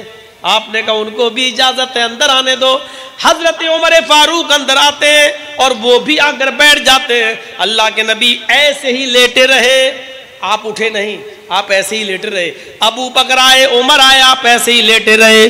تھوڑی دیر کے بعد دروازے پر ایک اور دستک ہوتی ہے. حضرت ابو بکر نے دروازہ کھولا, سامنے عثمان غنی ہے. کہا اللہ کے نبی ہیں؟ جواب ملا ہاں. کہ اجازت ہے تو میں اندر آؤں؟ حضرت ابو بکر نے کہا عثمان غنی اجازت مانگ رہے ہیں, وہ آپ سے ملاقات کے لیے آئے ہیں. اللہ کے نبی نے کہا ان کو ابھی دروازے کے باہر ہی کھڑا رہنے دیجئے, ابھی اجازت مت دیجئے. اس کے بعد آپ اٹھتے ہیں اور صحیح سے بیٹھ جاتے ہیں, اپنی لنگی کو اور نیچا کرتے ہیں, جو بیچ سے کھلی ہوئی تھی اس کو سمیٹ لیتے ہیں اور اپنا کرتا بھی نیچا کر لیتے ہیں اور صحیح سے بیٹھ جاتے ہیں. کہتے ہیں ابو بکر اب عثمان غنی کو اندر آنے کی اجازت دو. اب عثمان غنی گھر کے اندر آتے ہیں. یہ تینوں لوگ ملاقات کر کے چلے جاتے ہیں. حضرت عائشہ اس منظر کو دیکھ رہی تھی. کہا اللہ کے نبی ایک عجیب و غریب بات دیکھی ہے. آپ لیٹے تھے, گھڑنا ڈھکا تھا, بیچ سے آپ کی لنگی کھلی ہوئی تھی. میرے باپ آئے, کوئی فرق نہیں پڑا, آپ لیٹے رہے. عمر آئے, آپ لیٹے رہے, کوئی فرق نہیں پڑا. لیکن جب عثمان آئے تو آپ نے دروازے کے باہر کھڑا کر دیا اور پھر آپ بیٹھ گئے. آپ نے اپنے دونوں پیر سمیٹے اور لنگی کو نیچا کیا اور اپنی قمیص کو بھی آپ نے نیچے کر لیا. اور جب آپ سنبھل کر بیٹھ گئے تب آپ نے عثمان کو بلایا. آخر عثمان میں ایسی کیا چیز تھی کہ جس کی وجہ سے آپ نے اپنی لنگی نیچی کر لی, اپنے پیر سمیٹ لی اور اپنی قمیض بھی نیچی کر لی. فرمایا عائشہ تم عثمان کے مقام و مرتبے کو نہیں سمجھتی ہو. عثمان اتنا شرمیلا ہے, عثمان اتنا حیا والا ہے کہ عثمان کو دیکھ کر آسمان کے فرشتے بھی حیا کرتے ہیں. عثمان کو دیکھ کر آسمان کے فرشتے بھی شرما جاتے ہیں. عثمان کو دیکھ کر آسمان کے فرشتے بھی حیا کر لیتے ہیں. اور جب آسمان کے فرشتے عثمان سے حیا کرتے ہیں تو بھلا میں عثمان سے کیوں نہ حیا کروں, میں عثمان سے کیوں نہ شرماؤں. میرے بھائیوں غور کرو, حضرت عثمان کی شرم و حیا دیکھو. ایک مرد میں اتنی شرم و حیا ہے کہ حضرت عثمان کو دیکھ کر آسمان کے فرشتے بھی شرم و حیا کرتے ہیں, حیا کرتے ہیں عثمان کو دیکھ کر. جب ایک مرد کے اندر یہ شرم ہوتی ہے تو پھر ایک عورت ذات میں کتنی شرم ہونی چاہیے.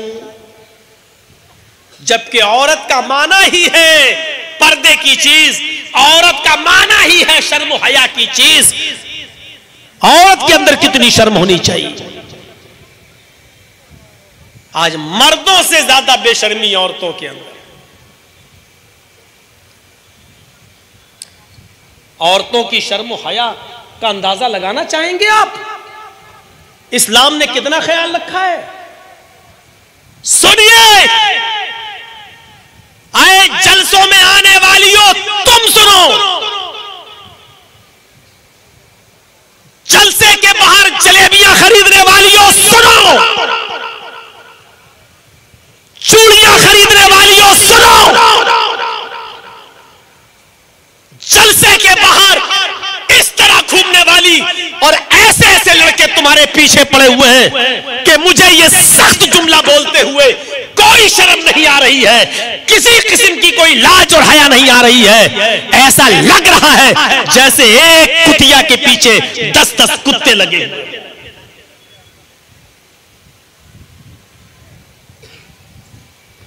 نہیں ڈرتا, کوئی حیا نہیں ہے مجھے اس بات کو کہنے میں. سنو, شریعت نے عورت کو اجازت دی ہے کہ وہ مسجد میں نماز پڑھ سکتی ہے نا اجازت. اللہ کے نبی نے مردوں کو اتنا حکم دیا ہے. اسپیڈ تھوڑی سی سلو کر رہا ہوں میں اپنی. آپ کو سمجھانے کے لیے غور سے سنیے، اللہ کے رسول نے یہاں تک فرمایا لا تمنعوا اما اللہ یصلین فی المسجد، اگر عورتیں مسجد میں نماز پڑھنے کے لیے جانا چاہیں تو جا سکتی ہے، تم ان کو مسجد میں جانے سے مت روکو۔ یہ مردوں کو حکم ہے، اگر وہ مسجد میں جانا چاہتی ہیں تو تم مت روکو۔ کون سا زمانہ ہے؟ محمد رسول اللہ کا، فتنے کا زمانہ نہیں ہے، فتنے کا نہیں۔ لیکن آپ کیا کہہ رہے ہیں؟ جا سکتی ہیں۔ مردوں کو کیا کہا جا رہا ہے؟ اگر تمہاری بیویاں جانا چاہیں تو تم ان کو مت روکو، اجازت ہے۔ لیکن اس کے باوجود اللہ کے نبی صلی اللہ علیہ وسلم عورتوں کو حکم یہ دے رہے ہیں، اجازت ہے اپنی جگہ پر۔ آج بھی عورتیں جانا چاہیں مسجد میں جا سکتی ہیں اپنی جگہ پر، لیکن سنو آئے جلسوں میں گھومنے والیوں، سنو اپنے بچوں کی انگلیاں پکڑ کے بیلون اور غبارے دلانے والیوں، سنو مردوں کی بھیڑ میں چپک چپک کر چلنے والیوں، سنو اس اجازت کے باوجود اللہ کے نبی صلی اللہ علیہ وسلم فرما رہے ہیں عورتوں کا گھر میں نماز پڑھنا مسجد میں نماز پڑھنے سے زیادہ افضل ہے۔ اس زمانے میں جس زمانے میں خود امام ہے جناب محمد رسول اللہ، جس زمانے میں جماعت کے ساتھ نماز پڑھنے کا ثواب 27 گنا زیادہ، اور جس کی امامت خود محمد رسول اللہ کر رہے ہوں، اور کون چاہے گا کہ رسول اللہ کے پیچھے نماز نہ پڑھیں؟ اس کے باوجود آپ کیا کہہ رہے ہیں؟ اور تو تمہارے لیے مسجد میں آنا جائز ہے، اگر مسجد میں آنا چاہیں تو ان کے گھر والے عورتوں کو مسجد میں آنے سے نہ روکیں، لیکن اس کے باوجود فرماتے ہیں عورتوں تمہاری گھر میں نماز پڑھنا مسجد میں نماز پڑھنے سے زیادہ افضل ہے۔ یعنی تم جتنا مردوں سے دور رہو گی، جتنا مردوں کے آواگمن سے بچو گی، جتنا مردوں کے آمد و رفت سے دور رہو گی، اتنا تمہارے لیے خیر ہے، اتنا تمہارے لیے بھلائی ہے۔ اندازہ لگا لیا آپ نے؟ اور اتنا ہی نہیں، گھر کے اندر بھی بہت سے لوگ آتے رہتے ہیں، یہ خالہ کا لڑکا، یہ چچا کا لڑکا، یہ پھوپا کا لڑکا۔ بہرحال پردہ تو سب ہے، خالہ کے لڑکے سے بھی لڑکی کو پردہ ہے، چچا کے لڑکے سے بھی پردہ ہے، ماموں کے لڑکے سے بھی پردہ ہے۔ پردہ ہے نہ کرے وہ الگ بات ہے۔ ارے بے حیائی تو اتنی بڑھ چکی ہے، اتنی بڑھ چکی ہے، اتنی بڑھ چکی ہے کہ آج بہنوئی اپنی سالی کو لاتا ہے، اسکول چھوڑتا ہے، مارکیٹ گھماتا ہے، اور یہ سارے کے سارے کام بیوی کی اجازت سے ہوتے ہیں۔ یعنی بیوی کو بھی کوئی اعتراض نہیں کہ تم اپنی سالی کو، یعنی میری بہن کو میرے گھر سے لاؤ، اسکول چھوڑ دو، جاؤ نمائش لگی ہے، میلہ لگا اس کو گھما کے آ جاؤ۔ آج ارے تمہاری بیوی کی اجازت کے باوجود بھی تمہارا اپنی سالی کو اپنی موٹر سائیکل پر بٹھانا حرام ہے، حرام ہے، حرام ہے۔ ہم ناجائز نہیں کہہ رہے ہیں، ہم حرام کہہ رہے ہیں، حرام ہے، حرام ہے، حرام ہے۔ اسی طریقے سے بھائی کی اجازت کے باوجود دیور کا اپنی بھابھی کو میکے سے لا کر اپنی گاڑی پہ بٹھانا اور اپنے گھر لا کر اپنے بھائی کے حوالے کر دینا، یہ بھی حرام ہے، حرام ہے، حرام ہے۔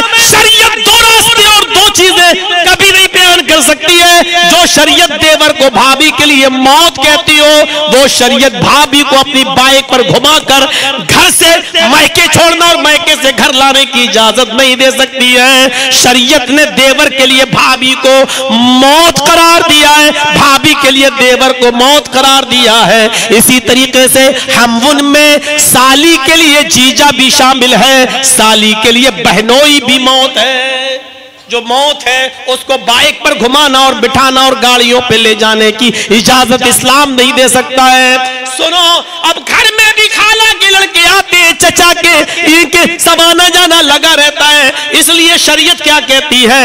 عورتوں تمہارے لیے مسجد میں نماز پڑھنے سے بہتر ہے کہ تم اپنے گھر میں نماز پڑھو، اور گھر میں بھی نماز پڑھنا ہو تو اپنے گھر کے آنگن میں پڑھو، اور اپنے گھر کے کے آنگن سے بھی زیادہ بہتر ہے کہ تم اپنے گھر کے دالان میں نماز پڑھو، اور دالان سے بھی زیادہ بہتر یہ ہے کہ تم اپنے گھر کے اندر اس کمرے میں کوٹھری میں چلے جاؤ اور دروازہ بند کر کے نماز پڑھو۔ غور کرو شریعت نے کتنے پردے کے اندر عورت کو نماز پڑھنے کو افضل قرار دیا ہے۔ فرمایا عورتوں تم مسجد میں جا سکتی ہو، اجازت ہے تمہارے لیے، اتنی اجازت ہے کہ اگر تم جانا چاہو تو تمہارے گھر کے مردوں کو روکنے کا اختیار نہیں ہے، لیکن بہتر یہ ہے کہ تم اپنے گھر میں پڑھو، اور گھر سے بھی بہتر یہ ہے کہ اپنے صحن آنگن میں پڑھو، اور آنگن سے بھی بہتر یہ ہے کہ دالان میں پڑھو، اور دالان سے بھی بہتر یہ ہے کہ کمرے میں پڑھو، اور کمرے سے بھی بہتر یہ ہے کہ اس کے اندر بھی کوئی کوٹھری ہو تو اس کوٹھری میں تم نماز پڑھو۔ جتنا تم مردوں سے دور رہو گی، یہ عورت کی شرم و حیا ہے۔ اسلام نے عورت کو اتنا پردہ بتایا۔ اچھا، اس حدیث کو سننے کے بعد اب کیسی لگ رہی ہیں یہ عورتیں جو گھوم رہی ہیں؟ اب کیسی لگ رہی ہیں جلیبیاں خریدنے والی؟ اب کیسی لگ رہی ہیں یہ مارکیٹنگ اور شاپنگ کرنے والی؟ فتنے رکیں گے نہیں۔ اے جلسہ کمیٹی کے لوگوں، جب تک جلسوں میں میلے اور دکانوں کو بند نہیں کرو گے بے حیائی نہیں روک پاؤ گے۔ اسلام جڑ پر حملہ کرتا ہے۔ اسلام نے یہ نہیں کہا زنا مت کرو، اسلام نے کہا زنا کی جڑ جو ہے اسی کو کاٹ دو۔ قل للمؤمنات یغضضن من ابصارهن ويحفظن فروجهن ولا يبدين زینتهن۔ زنا کی نوبت تو انہی راستوں سے آتی ہے، اس لیے ان راستوں کو بند کر دیا ہے۔ اے عورتوں، جب بھی تم کہیں نکلو اپنی نگاہیں نیچی رکھو، اپنے شرمگاہ کی حفاظت کرو، اور بناؤ سنگار زیب و زینت کو غیر مردوں کے سامنے ظاہر نہ کرو۔ جب نگاہیں نیچی کر کے چلو گی تو کوئی تمہیں دیکھے گا ہی نہیں، اور جب دیکھے گا نہیں تو عشق و پیار ہوگا نہیں، اور جب اس کو پیار ہوگا نہیں تو موبائل نمبر مانگے نہیں جائیں گے، اور جب موبائل نمبر نہیں مانگے جائیں گے تو چیٹنگ اور واٹس ایپ پہ گفتگو نہیں ہوگی، اور جب یہ نہیں ہوگا تو پھر زنا تک کی نوبت نہیں آئے گی۔ میرے بھائیوں، زنا سے بچنا ہے تو پہلے ان راستوں پر عمل کرو۔ اگر چاہتے ہو اصلاح ہو، اگر چاہتے ہو ہماری ماں بہنیں پردہ کرے، تو جلسوں میں لگنے والے میلے ٹھیلوں پر پابندیاں لگانا پڑیں گی، اس جڑ کو ختم کرنا پڑے گا، اس بے حیائی کے اڈوں کو روکنا پڑے گا، کیونکہ مردوں سے زیادہ عورتوں کی بھیڑ ان دکانوں میں ہوتی ہے۔ آپ چاہیں کہ جلسوں میں اصلاح بھی ہو، اور آپ یہ بھی چاہیں کہ دکانیں بھی لگائیں، بے پردگی بھی ہو، تو معاف کیجئے گا آگ اور پانی دونوں ایک ساتھ اکٹھے نہیں ہو سکتے ہیں۔ اس طریقے سے ایک جگہ نیکی اور ایک جگہ برائی، دونوں کو ایک ساتھ جمع کر کے اب خیر کی امید لگائیں، وہ بھی آج کے دور میں یہ ناممکن ہے، یہ ناممکن ہے۔ آؤ ایک اور طریقے سے تمہیں سمجھاؤں۔ دل چاہتا ہے کہ آج کلیجہ نکال کر تمہارے سامنے رکھ دوں۔ سنو میری ماں و بہنوں، عورتیں نماز پڑھنے کے لیے اگر مسجد میں آ ہی گئی، بھئی اجازت تو ہے ہی، ٹھیک ہے پڑھنا ہی چاہتی ہو تو آؤ، کوئی رکاوٹ نہیں ہے۔ اب تم مسجد میں آ ہی گئی ہو تو اللہ کے نبی صلی اللہ علیہ وسلم نے دیکھیے کیا فرمایا، یہ مردوں کے لیے ہے۔ لوگوں نماز پڑھو اور اگلی صف میں کوشش کرو پہنچنے کی۔ پھر آپ نے اگلی صف کے بارے میں کیا فرمایا؟ بخاری شریف کی حدیث، اللہ کے نبی صلی اللہ علیہ وسلم فرماتے ہیں اگر لوگوں کو یہ پتہ چل جائے کہ پہلی صف میں نماز پڑھنے کا ثواب کتنا ہے، بتایا نہیں اللہ کے نبی نے اتنا ہے، بتایا نہیں، لیکن اتنا بتا دیا، اس سے اندازہ لگاؤ اگر کسی کو پتہ چل جائے، اللہ کے نبی کہتے ہیں اگر کسی کو پتہ چل جائے اگلی صف میں نماز پڑھنے کا ثواب اتنا زیادہ ہے تو اگلی صف میں نماز پڑھنے کے لیے یہ لوگوں سے لڑے گا، یہ لوگوں سے جھگڑا کرے گا۔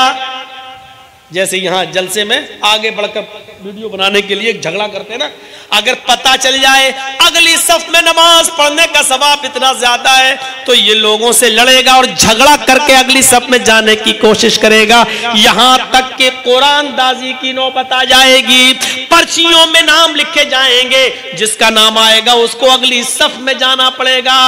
اگر ثواب بتا دوں اگلی صف میں نماز نماز پڑھنے کا ثواب کتنا زیادہ ہے. تو لوگ لڑیں گے اور قرآن دازی ہونے لگے گی اور لوگ قرآن دازی کر کے اگلی صف میں جانے کی کوشش کریں گے کہ میرا نام نکل آئے اور میں اگلی صف میں جاؤں. ایک طرف چپل, دوسری طرف لوگوں کی گردنیں چیر رہے ہو. وہ دیکھو حضرت میاں کو, مرنے کے بعد ان کا تو مزار بنے گا, یہ پیر صاحب کہلائے جائیں گے. کیسے ہنستے ہوئے جا رہے ہیں. یہ بولتے, اچھا ایک کو بولوں تو دوسرا دیکھو, اب ادھر دیکھو وہ آدمی جا رہا ہے. اور کبھی کبھی بیچارے 80 سال کا بڈھا بھی بیچ سے اٹھ جاتا ہے. بتاؤ وہ گھر جا کے کیا کرے گا بیچارہ. اب وہ ہے کس کام کا بیچارہ. چاچی بھی سو گئی ہوں گی تو وہ چاچا جا کے گھر کریں گے کیا. کبھی کبھی وہ بھی اٹھتا ہے. پہلی بات تو اس عمر میں تمہیں آنا نہیں چاہیے, کوئی فرض نہیں ہے, اور آتے ہو تو اب بیٹھو بیچارے, کرو گے کیا گھر جا کے اب تم. تو میرے بھائیو سنو, اگلی صف کا ثواب سمجھ لیا کتنا زیادہ ہے. اگر پتہ چل جائے, اللہ کے نبی کہتے ہیں لوگ اگلی صف کے لیے لڑیں گے, ایک دوسرے کو ماریں گے, پرچیاں ڈالی جائیں گی, قرآن دازی کی نوبت آئے گی آگے صف کے لیے, اتنا ثواب. لیکن عورتوں کے لیے اللہ کے نبی نے کیا حکم دیا. مردوں کی سب سے افضل صف, سب سے آگے والی, 1 صف 2 صف 3 صف 4 صف 5 صف لگ گئی, مرد ختم. اب پردہ ہوگا, اب پردے کے پیچھے عورتیں, عورتوں کی بھی صفیں لگیں گی, اور عورتوں کی پہلی صف, دوسری صف, تیسری اور چوتھی, پانچویں, 5 صفوں میں عورتیں بھی ہیں. اللہ کے نبی فرماتے ہیں کہ مردوں کی سب سے افضل صف سب سے آگے والی ہے, اور عورتوں کی سب سے افضل صف سب سے پیچھے والی ہے. جبکہ وہ عورتوں میں ہے, لیڈیز میں ہے. جب عورتوں کی نماز کے اندر پردہ پڑا ہوا ہے, اس کے باوجود عورت کی صف پچھلی والی سب سے افضل ہے. آئے بازاروں میں گھومنے والیوں, تمہیں کون سا نام دیا جائے؟ تمہاری شرم و حیا کو کون سا نام دیا جائے؟ تمہاری اس بے شرمی کو کون سا لقب دیا جائے؟ تمہاری اس بے حیائی کو کون سا نام اور کون سا ٹائٹل دیا جائے؟ بتاؤ. اور تم نہ بتا سکو تو تمہارے بھائی بتائیں اور تمہارے باپ بتائیں, کون سا نام دیا جائے. گھر والوں کو پتا ہے جلسہ سننے گئی اور یہاں گلچھرے اڑا رہی ہیں. کتنے ایسی ہوں گی جو موبائل پہ گفتگو ہو گئی ہوگی, ہم جلسے میں آئیں گے, فلاں جگہ ملیں. ہم کو بیوقوف بناتے ہو. 28 سال سے اس لائن میں ہوں. سب سے پہلی میری تقریر سب سے کم عمر میں جب میں 17 سال کا تھا تو مئوناتھ بھنجن میں سونیا واڑے کے اندر ہوئی تھی ہماری تقریر, جب میں پڑھتا تھا. اور دوسری تقریر ہماری بامبے میں باندرا میں ہوئی جب میں 18 سال کا ہونے والا تھا. 2 مہینے رہ گئے تھے 18 سال ہونے میں, اور اس 18 سال میں 2 مہینے کم تھے. تب میں نے بال ٹھاکرے کے خلاف بولا تھا. ہرے رنگ پہ پابندی کی بات کرنے والے, لوکی کھانا چھوڑ, پرول کھانا چھوڑ, پالک کھانا چھوڑ. یہ ساری سبزیاں تو اسلامی رنگ سے رنگی ہوئی ہیں, اور لال رنگ سے پیار ہے تو گائے کا گوشت کھانا شروع کر دے. اسی بات پر ہم ہتکڑی پڑ گئی تھی. 2 دن لاک اپ میں رہے تھے, لیکن نابالغ ثابت ہو گئے تھے, اس لیے بچ گئے تھے. اب غور کرو کہ 18 سال سے آج ہماری عمر 46 سال کی ہو رہی ہے. 28 سال کا زمانہ میرا اس لائن میں گزر چکا ہے. 28 سال کا تجربہ ہے. اس 28 سال بہار میں بھی گزرے, بنگال میں بھی گزرے, جھارکھنڈ میں بھی گزرے. اس 28 سال کا حساب اگر میں آپ سے مانگوں تو آپ 28 سال پہلے بھی زیرو تھے, آج بھی زیرو ہو. 28 سال پہلے بھی جلسے سننے کا کوئی ادب و احترام آپ کے اندر نہیں تھا, آج بھی نہیں ہے. 28 سال پہلے بھی جہیز کی بھرمار تھی, آج بھی جہیز کی بھرمار ہے. 28 سال پہلے بھی بدتمیزی تھی جلسوں میں, آج بھی بدتمیزی ہے جلسوں میں. 28 سال پہلے بھی بے پردگی عام تھی, 28 سال کے بعد بھی عام ہے. پوچھو اس 28 سال میں آپ نے کتنا حاصل کیا ہے, تو میں کہوں گا آپ 0 ہیں, 0 ہیں. جہاں پہلے تھے وہیں پر آج بھی آپ کھڑے ہیں. 28 سال میں کوئی تبدیلی نہیں آئی آپ. عورتوں کی سب سے پچھلی والی افضل ہے. یہ ہے شرم و حیا. عورت کو ایسا بتایا ہے یہ عورت میں شرم ہونی چاہیے. شانہ بشانہ چلتی ہیں. کچھ ہو گیا؟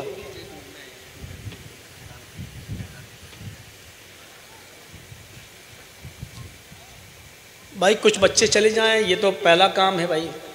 جلسہ مقصد نہیں ہے، پہلا مقصد یہ ہے مدرسہ چلے. تو کچھ بچے آپ کے بیچ میں جا رہے ہیں تو آپ تھوڑا سا دیکھ لیجئے کہ لمبا چوڑا خرچہ ہے، اور آپ 28 سال سے سن بھی رہے ہیں اور یہ بھی جانتے ہیں کہ کوئی مولوی 1-2 سال بلایا جاتا اس کے بعد میں پھر ختم. آپ 28 سال سے ہمیں یاد کر رہے ہیں. اس کا مطلب یہ ہے کہ میری محبت آپ کے دل میں ہے، اور جس کے دل میں محبت ہوتی ہے فیصلے آسمان والا کرتا ہے. ایسے ہی نہیں ہے میرے بھائیوں. تو آپ ہم سے اتنی محبت کرتے ہیں تو میری اتنی سی بھی بات مان لیجئے کہ کچھ بچوں کو اب میں بھیج رہا ہوں آپ کے درمیان، تو آپ سے جو ہو سکے میری محبت کو سامنے رکھتے ہوئے اور اس مدرسے کو سامنے رکھتے ہوئے آپ اللہ کے راہ میں دیں. اللہ تعالیٰ آپ کو اس کا اجر عظیم عطا فرمائے گا. جبکہ بات بہت قیمتی تھی. میں خود ڈسٹرب ہو جاؤں گا جب بچے آپ کے درمیان جائیں گے. تو بات تو بہت قیمتی ہے. 2-3 باتیں اور بتانا تھی. جلدی بھیجیے کسی کو، کیونکہ 2 گھنٹے تو ہو ہی گئے ہمیں بولتے ہوئے. میرے بھائیوں چلے گئے؟ ارے آپ کے کہنے سے تھوڑی چلے گا. آپ مودی تھوڑی ہیں کہ ہم آپ کی بات مانیں گے. 28 سال پہلے آتا تھا تو بولتا تھا 2.5-3 گھنٹے. اب جیسے جیسے بڑھتا جا رہا ہوں ظاہر بات ہے کہ اب عمر کا بھی تقاضا دیکھیے، اور ہم آپ کے بات مان کے اب بولنے لگیں گے تو ہم بھی کسی کے بیٹے ہیں کہ نہیں بیٹے ہیں. اب ہم 3-3 گھنٹہ ہر جگہ بولنے لگیں گے تو کتنا چلیں گے؟ ختم. تو ہمیں بھی اپنی انرجی کو باقی رکھنا ہے. میرا تو کل بھی جلسہ، پرسوں بھی جلسہ ہے، اور اس کے بعد یہیں سے ڈائریکٹ دلی میں آل انڈیا اہل حدیث کانفرنس 9-10 میں وہاں رہنا ہے. تو میرے بھائیوں ہم تو بالکل قسمت کہاں ہے میری. اور اس کے بعد وہ کانفرنس کر کے پھر بہار بنگال جھارکھنڈ کا دورہ. سب سے زیادہ پروگرام بہار بنگال اور جھارکھنڈ انہی میں تو ہوتے ہیں. ہریانہ پنجاب راجستھان یہ سب کو تو بہت کم مہینے میں 1 ہو جائے 2 ہو جائیں. یہاں تو سال چلتا ہے. اور جن جلسوں میں ہم نہیں جا پاتے تو دوسرے مولانا لوگ کور کر رہے ہیں میرے بھائیوں. لیکن جلسے برابر ہو رہے ہیں. کل مولانا بدر الدجا صاحب ملے ہمیں بھروسیہ میں. ان سے میں نے پوچھا تو وہ کہنے لگے مولانا صاحب 1 دن بھی خالی نہیں ہے. 25 دسمبر کا دن خالی رکھے بس 1 دن آرام کرنے کے لیے. اب آپ اندازہ لگائیے 25 دسمبر ابھی آ رہی ہے، یہ نومبر چل رہا ہے. بتا رہے پورا میرا بنگال میں پروگرام ہے. صرف 25 دسمبر جو کرسمس ڈے ہے وہی 1 دن خالی رکھے ہیں ہم. اس دن ہم آرام کریں گے. وہ دن ہم کسی کو نہیں دیے. تو پروگرام اتنے ہو رہے ہیں میرے بھائیوں. اب آپ اندازہ لگا سکتے ہیں. تو عورت کی پچھلی صف سب سے افضل، جبکہ اگلی صف کا ثواب اتنا، لیکن عورت کو پچھلی صف میں ثواب سب سے زیادہ ملے گا. شریعت کے اصول دیکھیے. دل چاہتا ہے کہ ایک اور طریقے سے آپ کو سمجھا دوں. سنو. اچھا آج کتنی بدل گئی عورت ذات، لڑکی کتنی بدل گئی. آج دیکھیے فون پہ بات کی اور خوب بات ہے. منہ بند ہی نہیں ہوتا ہے آج کل. منہ بند نہیں ہوتا ہے. ایک پیر صاحب تھے بیچارے، وہ اپنی بیوی سے کہتے تھے میں پیر ہوں. اس کی بیوی مانتی نہیں تھی. پیر تیرے جیسے 336 پیر ہم نے دیکھے، پیر بنا پھرتا. اچھا عورت سے زیادہ شوہر کے بارے میں کون جانتا ہوگا؟ ایک بار اس عورت نے آسمان پر ہوا میں کسی کو اڑتے ہوئے دیکھا. مصلی بچھا کے نماز پڑھتے ہوئے اڑ رہا تھا. تو اس نے اپنے پتی سے، ہسبینڈ سے کہا پیر بنتے ہو؟ ارے پیر تو وہ تھا جو آسمان پہ ہوا میں اڑ رہا تھا. آج میں نے اپنی آنکھوں سے دیکھا. تو اس کے پتی نے، اس کی بیوی نے، اس کے آدمی نے کہا تم نے دیکھا؟ کہاں؟ اڑتے ہوئے دیکھا. ہاں ہوا میں. ہاں دیکھو بعد میں پلٹنا نہیں. کرے میں نے دیکھا. کیا رے وہ میں ہی تو تھا. یہ پیر بولا، اس کا ہسبینڈ میں ہی تو تھا. چلو کم سے کم مان تو لیا کہ ہوا میں اڑتے ہوئے دیکھا، وہ میں ہی تو تھا. بیوی ایک دم جھٹ سے بدلتی ہے. کیا کہتی؟ ہاں مجھے لگا کہ تم ہی ہوگے. کہا کیوں؟ کہا اسی لیے تو ٹیڑھے ٹیڑھے اڑ رہے تھے، سیدھے سیدھے نہیں اڑ رہے تھے. پھر کمی نکال دی اس نے. پھر کمی نکال دی. آج اتنا بولتی ہیں، لیکن اللہ کے رسول صلی اللہ علیہ وسلم نے عورت کو کیا حکم دیا؟ کتنی شرم و حیا بتائی لڑکی کی. جاؤ بھیجو کسی کو، وہ ہے میرے بھائیو جاؤ. اچھا ٹھیک ہے، آپ سب لوگ وعدہ کرو، میرے بات تو کوئی نہیں ہے بولنے کے لیے، نہیں ہے نا؟ آج سب وعدہ کرو، ہم بیٹھیں گے یہاں پر تقریر کے بعد 10 منٹ، آپ سے اپنے ہاتھ میں لیں گے، دیکھیں آج آپ کی محبت کا امتحان لیں گے کہ آج آپ کو ہم سے کتنی محبت ہے. میں جانتا ہوں چندہ دے چکے ہوں گے، لیکن میرے کہنے پر کتنا دیتے ہیں یہ دیکھوں گا. تو میرے بھائیوں سنو، نکاح ہوتا ہے نا لڑکے کا لڑکی کا، جب نکاح ہوتا ہے تو آپ نے دیکھا ہوگا کہ جب بارات آ جاتی ہے، حالانکہ بارات کا کوئی ثبوت ہے نہیں، آ جاتی ہے تو لڑکے کا نکاح ہونے سے پہلے لڑکی کے پاس کچھ لوگ جاتے ہیں. ایک وکیل ہوتا ہے، 2 گواہ ہوتے ہیں، اور وہ لڑکی کے پاس جا کر کہلواتے ہیں کہ فلاں کے ساتھ تمہارا نکاح ہو رہا ہے، تمہیں قبول ہے؟ اس سے پوچھا جاتا ہے. حالانکہ شریعت کے اندر یہ ہے ہی نہیں. پنکھا یار وہاں چلا گیا، حد ہو گئی. شریعت میں یہ نہیں ہے، لڑکی کی اجازت ضروری ہے. سنیے، شریعت میں لڑکی کی اجازت ضروری ہے شادی کے موقع پر، لیکن نکاح کے دن نہیں. لڑکے کا نکاح ہونے سے پہلے لڑکی سے پوچھا جاتا ہے، یہ غلط ہے. جب رشتہ چلے، جب بات چیت چلے، اسی وقت لڑکی کا ولی یعنی باپ، چچا یا بھائی لڑکی سے پوچھ لے گا کہ فلاں فلاں کے ساتھ تمہارا رشتہ کیا جا رہا ہے، کیا تمہیں یہ رشتہ منظور ہے؟ کیا تمہیں یہ لڑکا ٹھیک لگتا ہے؟ اس کے ساتھ نکاح کر دوں، کوئی پرابلم تو نہیں؟ بس یہ ہو گئی اجازت. لیکن ہوتا کیا، یا نکاح کے موقع پر کیا جاتا ہے لڑکے کا، بعد میں پہلے لڑکی کا. اور سہیلیاں بیٹھی ہوتی ہیں لڑکی کے پاس اور کہلواتی ہیں، کہہ دے ہاں قبول کیا، ایسے ارے کہہ دے. سنو، ایسے موقع پر بھی شریعت نے عورت کی شرم و حیا کا اتنا خیال رکھا ہے کہ کہاں ہے جب لڑکی سے اجازت طلب کی جائے گی، یہ منہ پھاڑنے والی ہو، بک بک بک بک کرنے والی، جلسے میں بھی کیسے بیٹھی ہوں گی اللہ ہی بہتر جانے. کوئی اپنی ساڑی دکھا رہی ہوگی، کوئی اپنی چپل دکھا رہی ہوگی، کوئی اپنی لپسٹک دکھا رہی ہوگی، کوئی اپنا دوپٹہ دکھا رہی ہوگی. یہ تو آج تو عید کا دن سے بڑا دن ہے ان کے لیے. آج اپنے کہاں سے لائی ہو؟ کوئی کہہ رہا کٹیار سے، کوئی بتائے گا یہاں سے، کوئی کہے وہاں سے میں نے خریدا ہے. آج یہی سب چل رہا ہوگا. اور کتنی تو مولانا جرجیز کو دعا دے رہی ہوں گی، اللہ کرے یہ آتا رہے تاکہ ہمارے کپڑے روزانہ بدلتے رہیں، نئے نئے کپڑے ہم پہنتے رہیں اور ہم دکھاتے رہیں. سنو میری بہنوں، میری قوم کی بیٹیوں، اللہ کے رسول نے تمہاری شرم و حیا کا لحاظ اتنا زیادہ رکھا کہ جب لڑکی سے پوچھا جائے کہ فلاں فلاں لڑکے کے ساتھ تمہارا نکاح کیا جا رہا، تمہیں اس کے ساتھ نکاح قبول ہے یا نہیں، تو فرمایا وہ شرم کی وجہ سے بولتی نہیں ہے تو اس سے زبردستی مت بلواؤ. وہ موقع لڑکیوں کے لیے بڑا نازک ہوتا ہے. اس موقع پر جلدی سے ان کے منہ سے یہ نہیں نکلتا کہ ہاں میں نے قبول کیا، ہاں مجھے منظور ہے، یہ جلدی نہیں نکلتا ہے. محمد رسول اللہ نے ان کے نفس کو سمجھا تھا اور کیا حکم دیا تھا، ان سے ایک بار پوچھنا کہ فلاں لڑکے کے ساتھ تمہارا نکاح کیا جا رہا ہے، کیا تمہیں یہ رشتہ منظور ہے؟ ایک بار پوچھنا. اگر وہ نہ بولیں تو ان سے زبردستی مت بلوانا.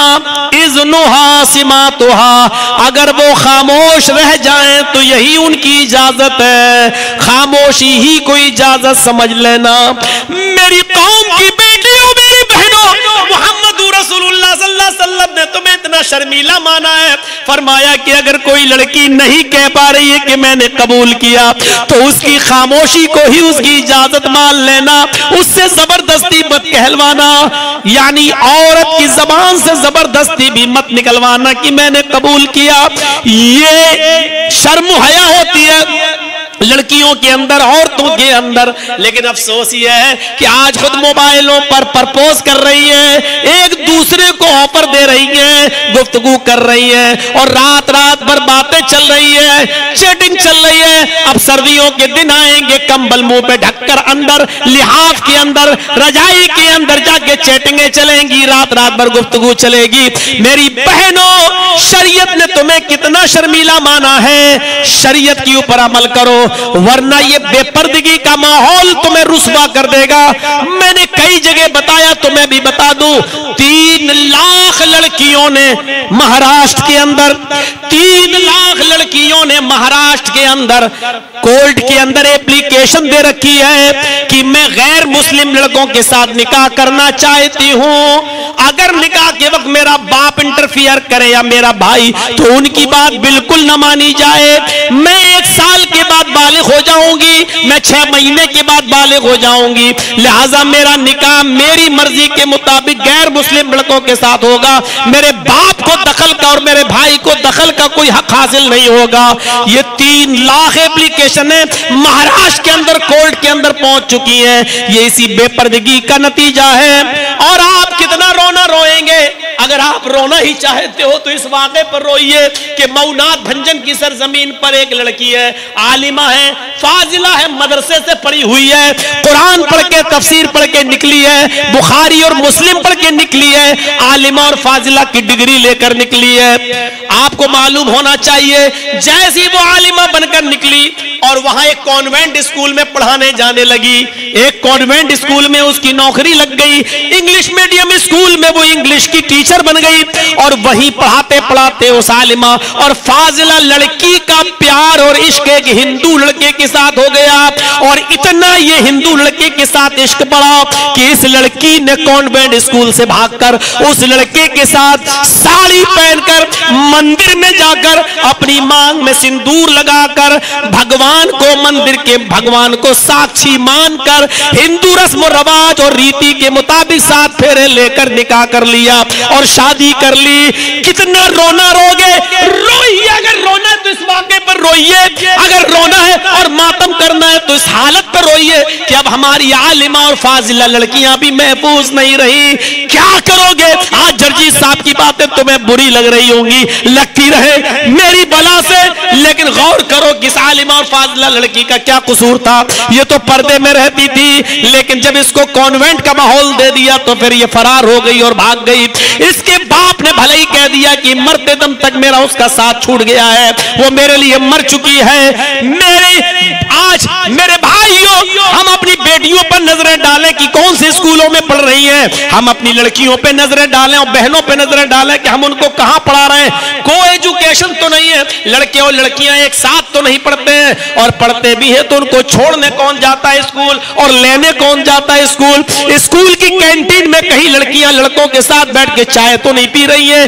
ان تمام چیزوں پر نظریں کون ڈالے گا؟ یہ ایک باپ کی اور ایک بھائی کی ذمہ داری ہے، یہ آپ کی ذمہ داری ہے۔ اور اگر یہ تمام چیزوں سے آپ آزاد ہیں، آپ کو اپنی بہن اور بیٹی پر بہت بھروسہ ہے، تو پھر روئیے، پھر آپ کی بہن اور آپ کی بیٹی بھی ایک دن ہندو مندر میں جا کر سندور لگا کر مورتی کو ساکشی مان کر پھیرے لگائے گی اور بھاگے گی اور غیر مسلم کے ساتھ شادی کرے گی۔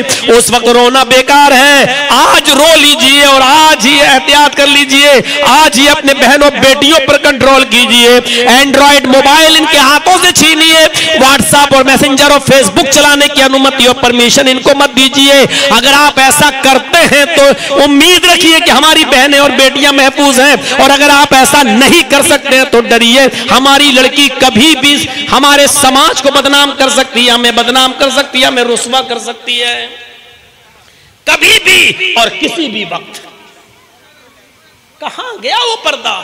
ابو داؤد کی روایت ہے، کتاب الجہاد پڑھیے میرے پیارے ساتھیوں، ذرا منظر دیکھیے کہ ایک صحابیہ ہیں، ان کا بیٹا میدان جنگ میں لڑ رہا ہے، اور لڑتے لڑتے ان کا بیٹا میدان جنگ میں قتل کر دیا گیا، شہید ہو گیا۔ ماں کو گھر میں پتا چلا کہ میرا بیٹا میدان جنگ میں قتل ہو گیا ہے۔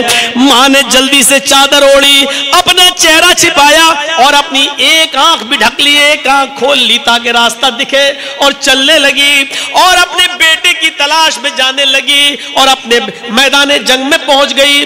لوگوں نے کہا کون؟ جواب دیا میں فلاں کی ماں ہوں، سنا ہے میرا بیٹا شہید ہو گیا۔ کہاں تیرا بیٹا شہید ہو گیا؟ لیکن تو اپنے بیٹے کی شہادت کی خبر سننے کے بعد بھی اس حال میں تو یہاں چلی آئی، اس حال میں کہ تیرے جسم پر پردہ ہے، پیر چھپے ہیں، ہاتھ छिपे, चेहरा भी छिपाए और तू सब कुछ पर्दे के साथ आई है। ये खबर सुनकर तो अच्छी अच्छी औरतों के दिल पानी हो जाते हैं, उनके कलेजे मोम हो जाते हैं, वो पागल सी हो जाती है। और तू इस हाल में भी अपने बेटे की खबर सुनकर पर्दे का इतना ख्याल रखकर यहाँ तक चली आई। उस औरत ने जो जवाब दिया वो सुनो। उसने कहा इन उर्ज़बनी फलन उर्ज़ हयाई। आए मेरे साथियों, पूछने वालों, मैदानी जंग में मैंने अपना बेटा खोया है, मैदानी जंग में मैंने अपना बेटा खोया है, मैं अपना पर्दा और अपनी हया नहीं खोना चाहती। मैदान जंग में मैं अपनी हया नहीं खोती। मेरे भाइयों, ऐसे मौके पर भी उस औरत ने ऐसा पर्दा करके दिखाया कि उसका बेटा मैदान जंग में कत्ल हो गया है, लाश पड़ी हुई है, लेकिन ऐसे मौके पर भी वो साहबियों से कह रही है अरे तुम मेरे सामने से हटो तब तो मैं इसको देखूं, तुम मेरे सामने रहोगे तो मैं अपने बेटे को कैसे देख पाऊंगी। मैंने अपना बेटा खोया है, मैंने अपना पर्दा नहीं खोया। इस वाक़े के बाद हमारी बहनें कैसी लग रही हैं, हमारी बेटियां कैसी लग रही हैं, जरा सोचो। ये बाजारों में घूमने वालियां कैसी नजर आ रही हैं, अब जरा सोचिए। मेरे भाइयों, कयामत की निशानियां जाहिर हो चुकी हैं। निसाउन कासियातुन नारियातुन मुमीलातुन व माइलात। एक ऐसा जमाना आ जाएगा कि औरतों को देखोगे कि कपड़े तो पहनेंगी लेकिन बरहना होंगी, टाइट और चुस्त लिबास होगा, उनका जिस्म दिखाई दे रहा होगा। नौजवानों को अपनी तरफ माइल करेंगी और नौजवानों की तरफ माइल होंगी। ला यदखुलनल जन्नह वला यजिदन रिहाहा। ऐसी औरतें कभी जन्नत में दाखिल न होंगी बल्कि जन्नत की खुशबू भी नहीं पाएंगी। ये निशानियां जाहिर हो चुकी है। अल्लाह के नबी सल्लल्लाहु अलैहि वसल्लम ने फरमाया कुर्बे क़यामत ऐसा ज़माना आ जाएगा कि इंसान सरेआम रास्तों में और चौराहों पर जिना करेगा, सड़क पर सबके सामने जिना करेगा। चूमा चाटी तो सबके सामने हो रही है, कोई पार्क नहीं बचा है, कोई गांव नहीं बचा है, कोई बाजार नहीं बचा है। गले में हाथ डालना और हाथ में हाथ लेकर चलना तो एक मामूली एक फैशन बन गया है। और चले जाओ बंबई जुहू चौपाटी, चले जाओ गेटवे ऑफ इंडिया और दिल्ली गेट इंडिया और दिल्ली में चले जाइए बड़े बड़े शहरों में और जाकर देख लीजिए कि इससे भी ज्यादा हरकतें हो रही हैं और इससे भी ज्यादा बिल्कुल आम समंदरों की बीच पर सारा काम नंगे होकर किया जा रहा है। अगर ये मंजर देखना है तो गोवा और पेरिस की सरजमीन पर चले जाइए, आपको ये सारी चीजें अपनी आंखों के सामने देखने को मिलेंगी। अल्लाह के नबी फरमाते हैं कयामत का इंतजार करना, जब ये जमाना तुम देख लोगे कि जमाने में औरतें और मर्द सड़कों पर, चौराहों पर, रोड पर आम लोगों के सामने, सबके सामने अपनी गर्लफ्रेंड के साथ जिना करेंगे, रास्ते में मिलेंगे। उस जमाने का सबसे शरीफ इंसान कौन होगा? जिस जमाने में लोग अपनी अपनी गर्लफ्रेंड के साथ गलत काम सड़क पर, चौराहे पर सबके सामने करेंगे, उस जमाने का सबसे शरीफ इंसान वो होगा जो इस दंपत्ति के पास जाएगा, जो इस जोड़े के पास जाएगा, जो इस कपल के पास जाएगा और इनसे ये कहेगा मैं तुम्हें मना नहीं कर रहा हूं, तुम जो काम करना चाहते हो इस खुले में मत करो, हमारी बहनें हमारी बेटियां हैं, इस खुले में मत करो, ये हमारा घर है, ये उसकी दीवार है, तुम इस दीवार के पीछे चले जाओ और ये काम कर लो, ये मेरा खेत है, तुम इस खेत में झाड़ियों के पीछे चले जाओ और वहां ये काम कर लो। गौर करो, मना करने की हिम्मत उसकी नहीं होगी, वो काम तो करने के लिए कहेगा लेकिन ये कहेगा सबके सामने मत करो, इस दीवार के पीछे कर लो या मेरे खेत में चले जाओ, झाड़ियों में कर लो, सबके सामने न करो। जो ये बोलेगा ये उस जमाने का सबसे शरीफ इंसान होगा, सबसे नेक इंसान होगा। मेरे भाइयों, ये बेशर्मी और बेहयाई इस हद तक पहुंच चुकी है, तो शर्म हया इज़ा लम तस्तही फफ़अल मा शित, जब शर्म हया निकल गई तो फिर जो तेरा दिल चाहे कर। 2 घंटे तो मैंने खींच ही दिए आपके, بس یہ 3 چیزیں مجھے بتانا تھی، یہی ایمان کا حصہ تھا۔ ہم اللہ سے دعا کرتے ہیں کہ الہ العالمین کلمے کی حقیقت کو سمجھنے کی ہمیں توفیق عطا فرما، الہ العالمین ہمیں راستے سے تکلیف دہ چیزوں کو ہٹانے کی توفیق عطا فرما، الہ العالمین شرم و حیا ہمارے اندر بھی اور ہماری ماں بہنوں کے اندر بھی پیدا فرما دے۔ اللہ جب تک تو ہمیں زندہ رکھ، اسلام پہ زندہ رکھنا، اور جب ہمارا خاتمہ ہو تو ایمان پر ہمارا خاتمہ فرمانا۔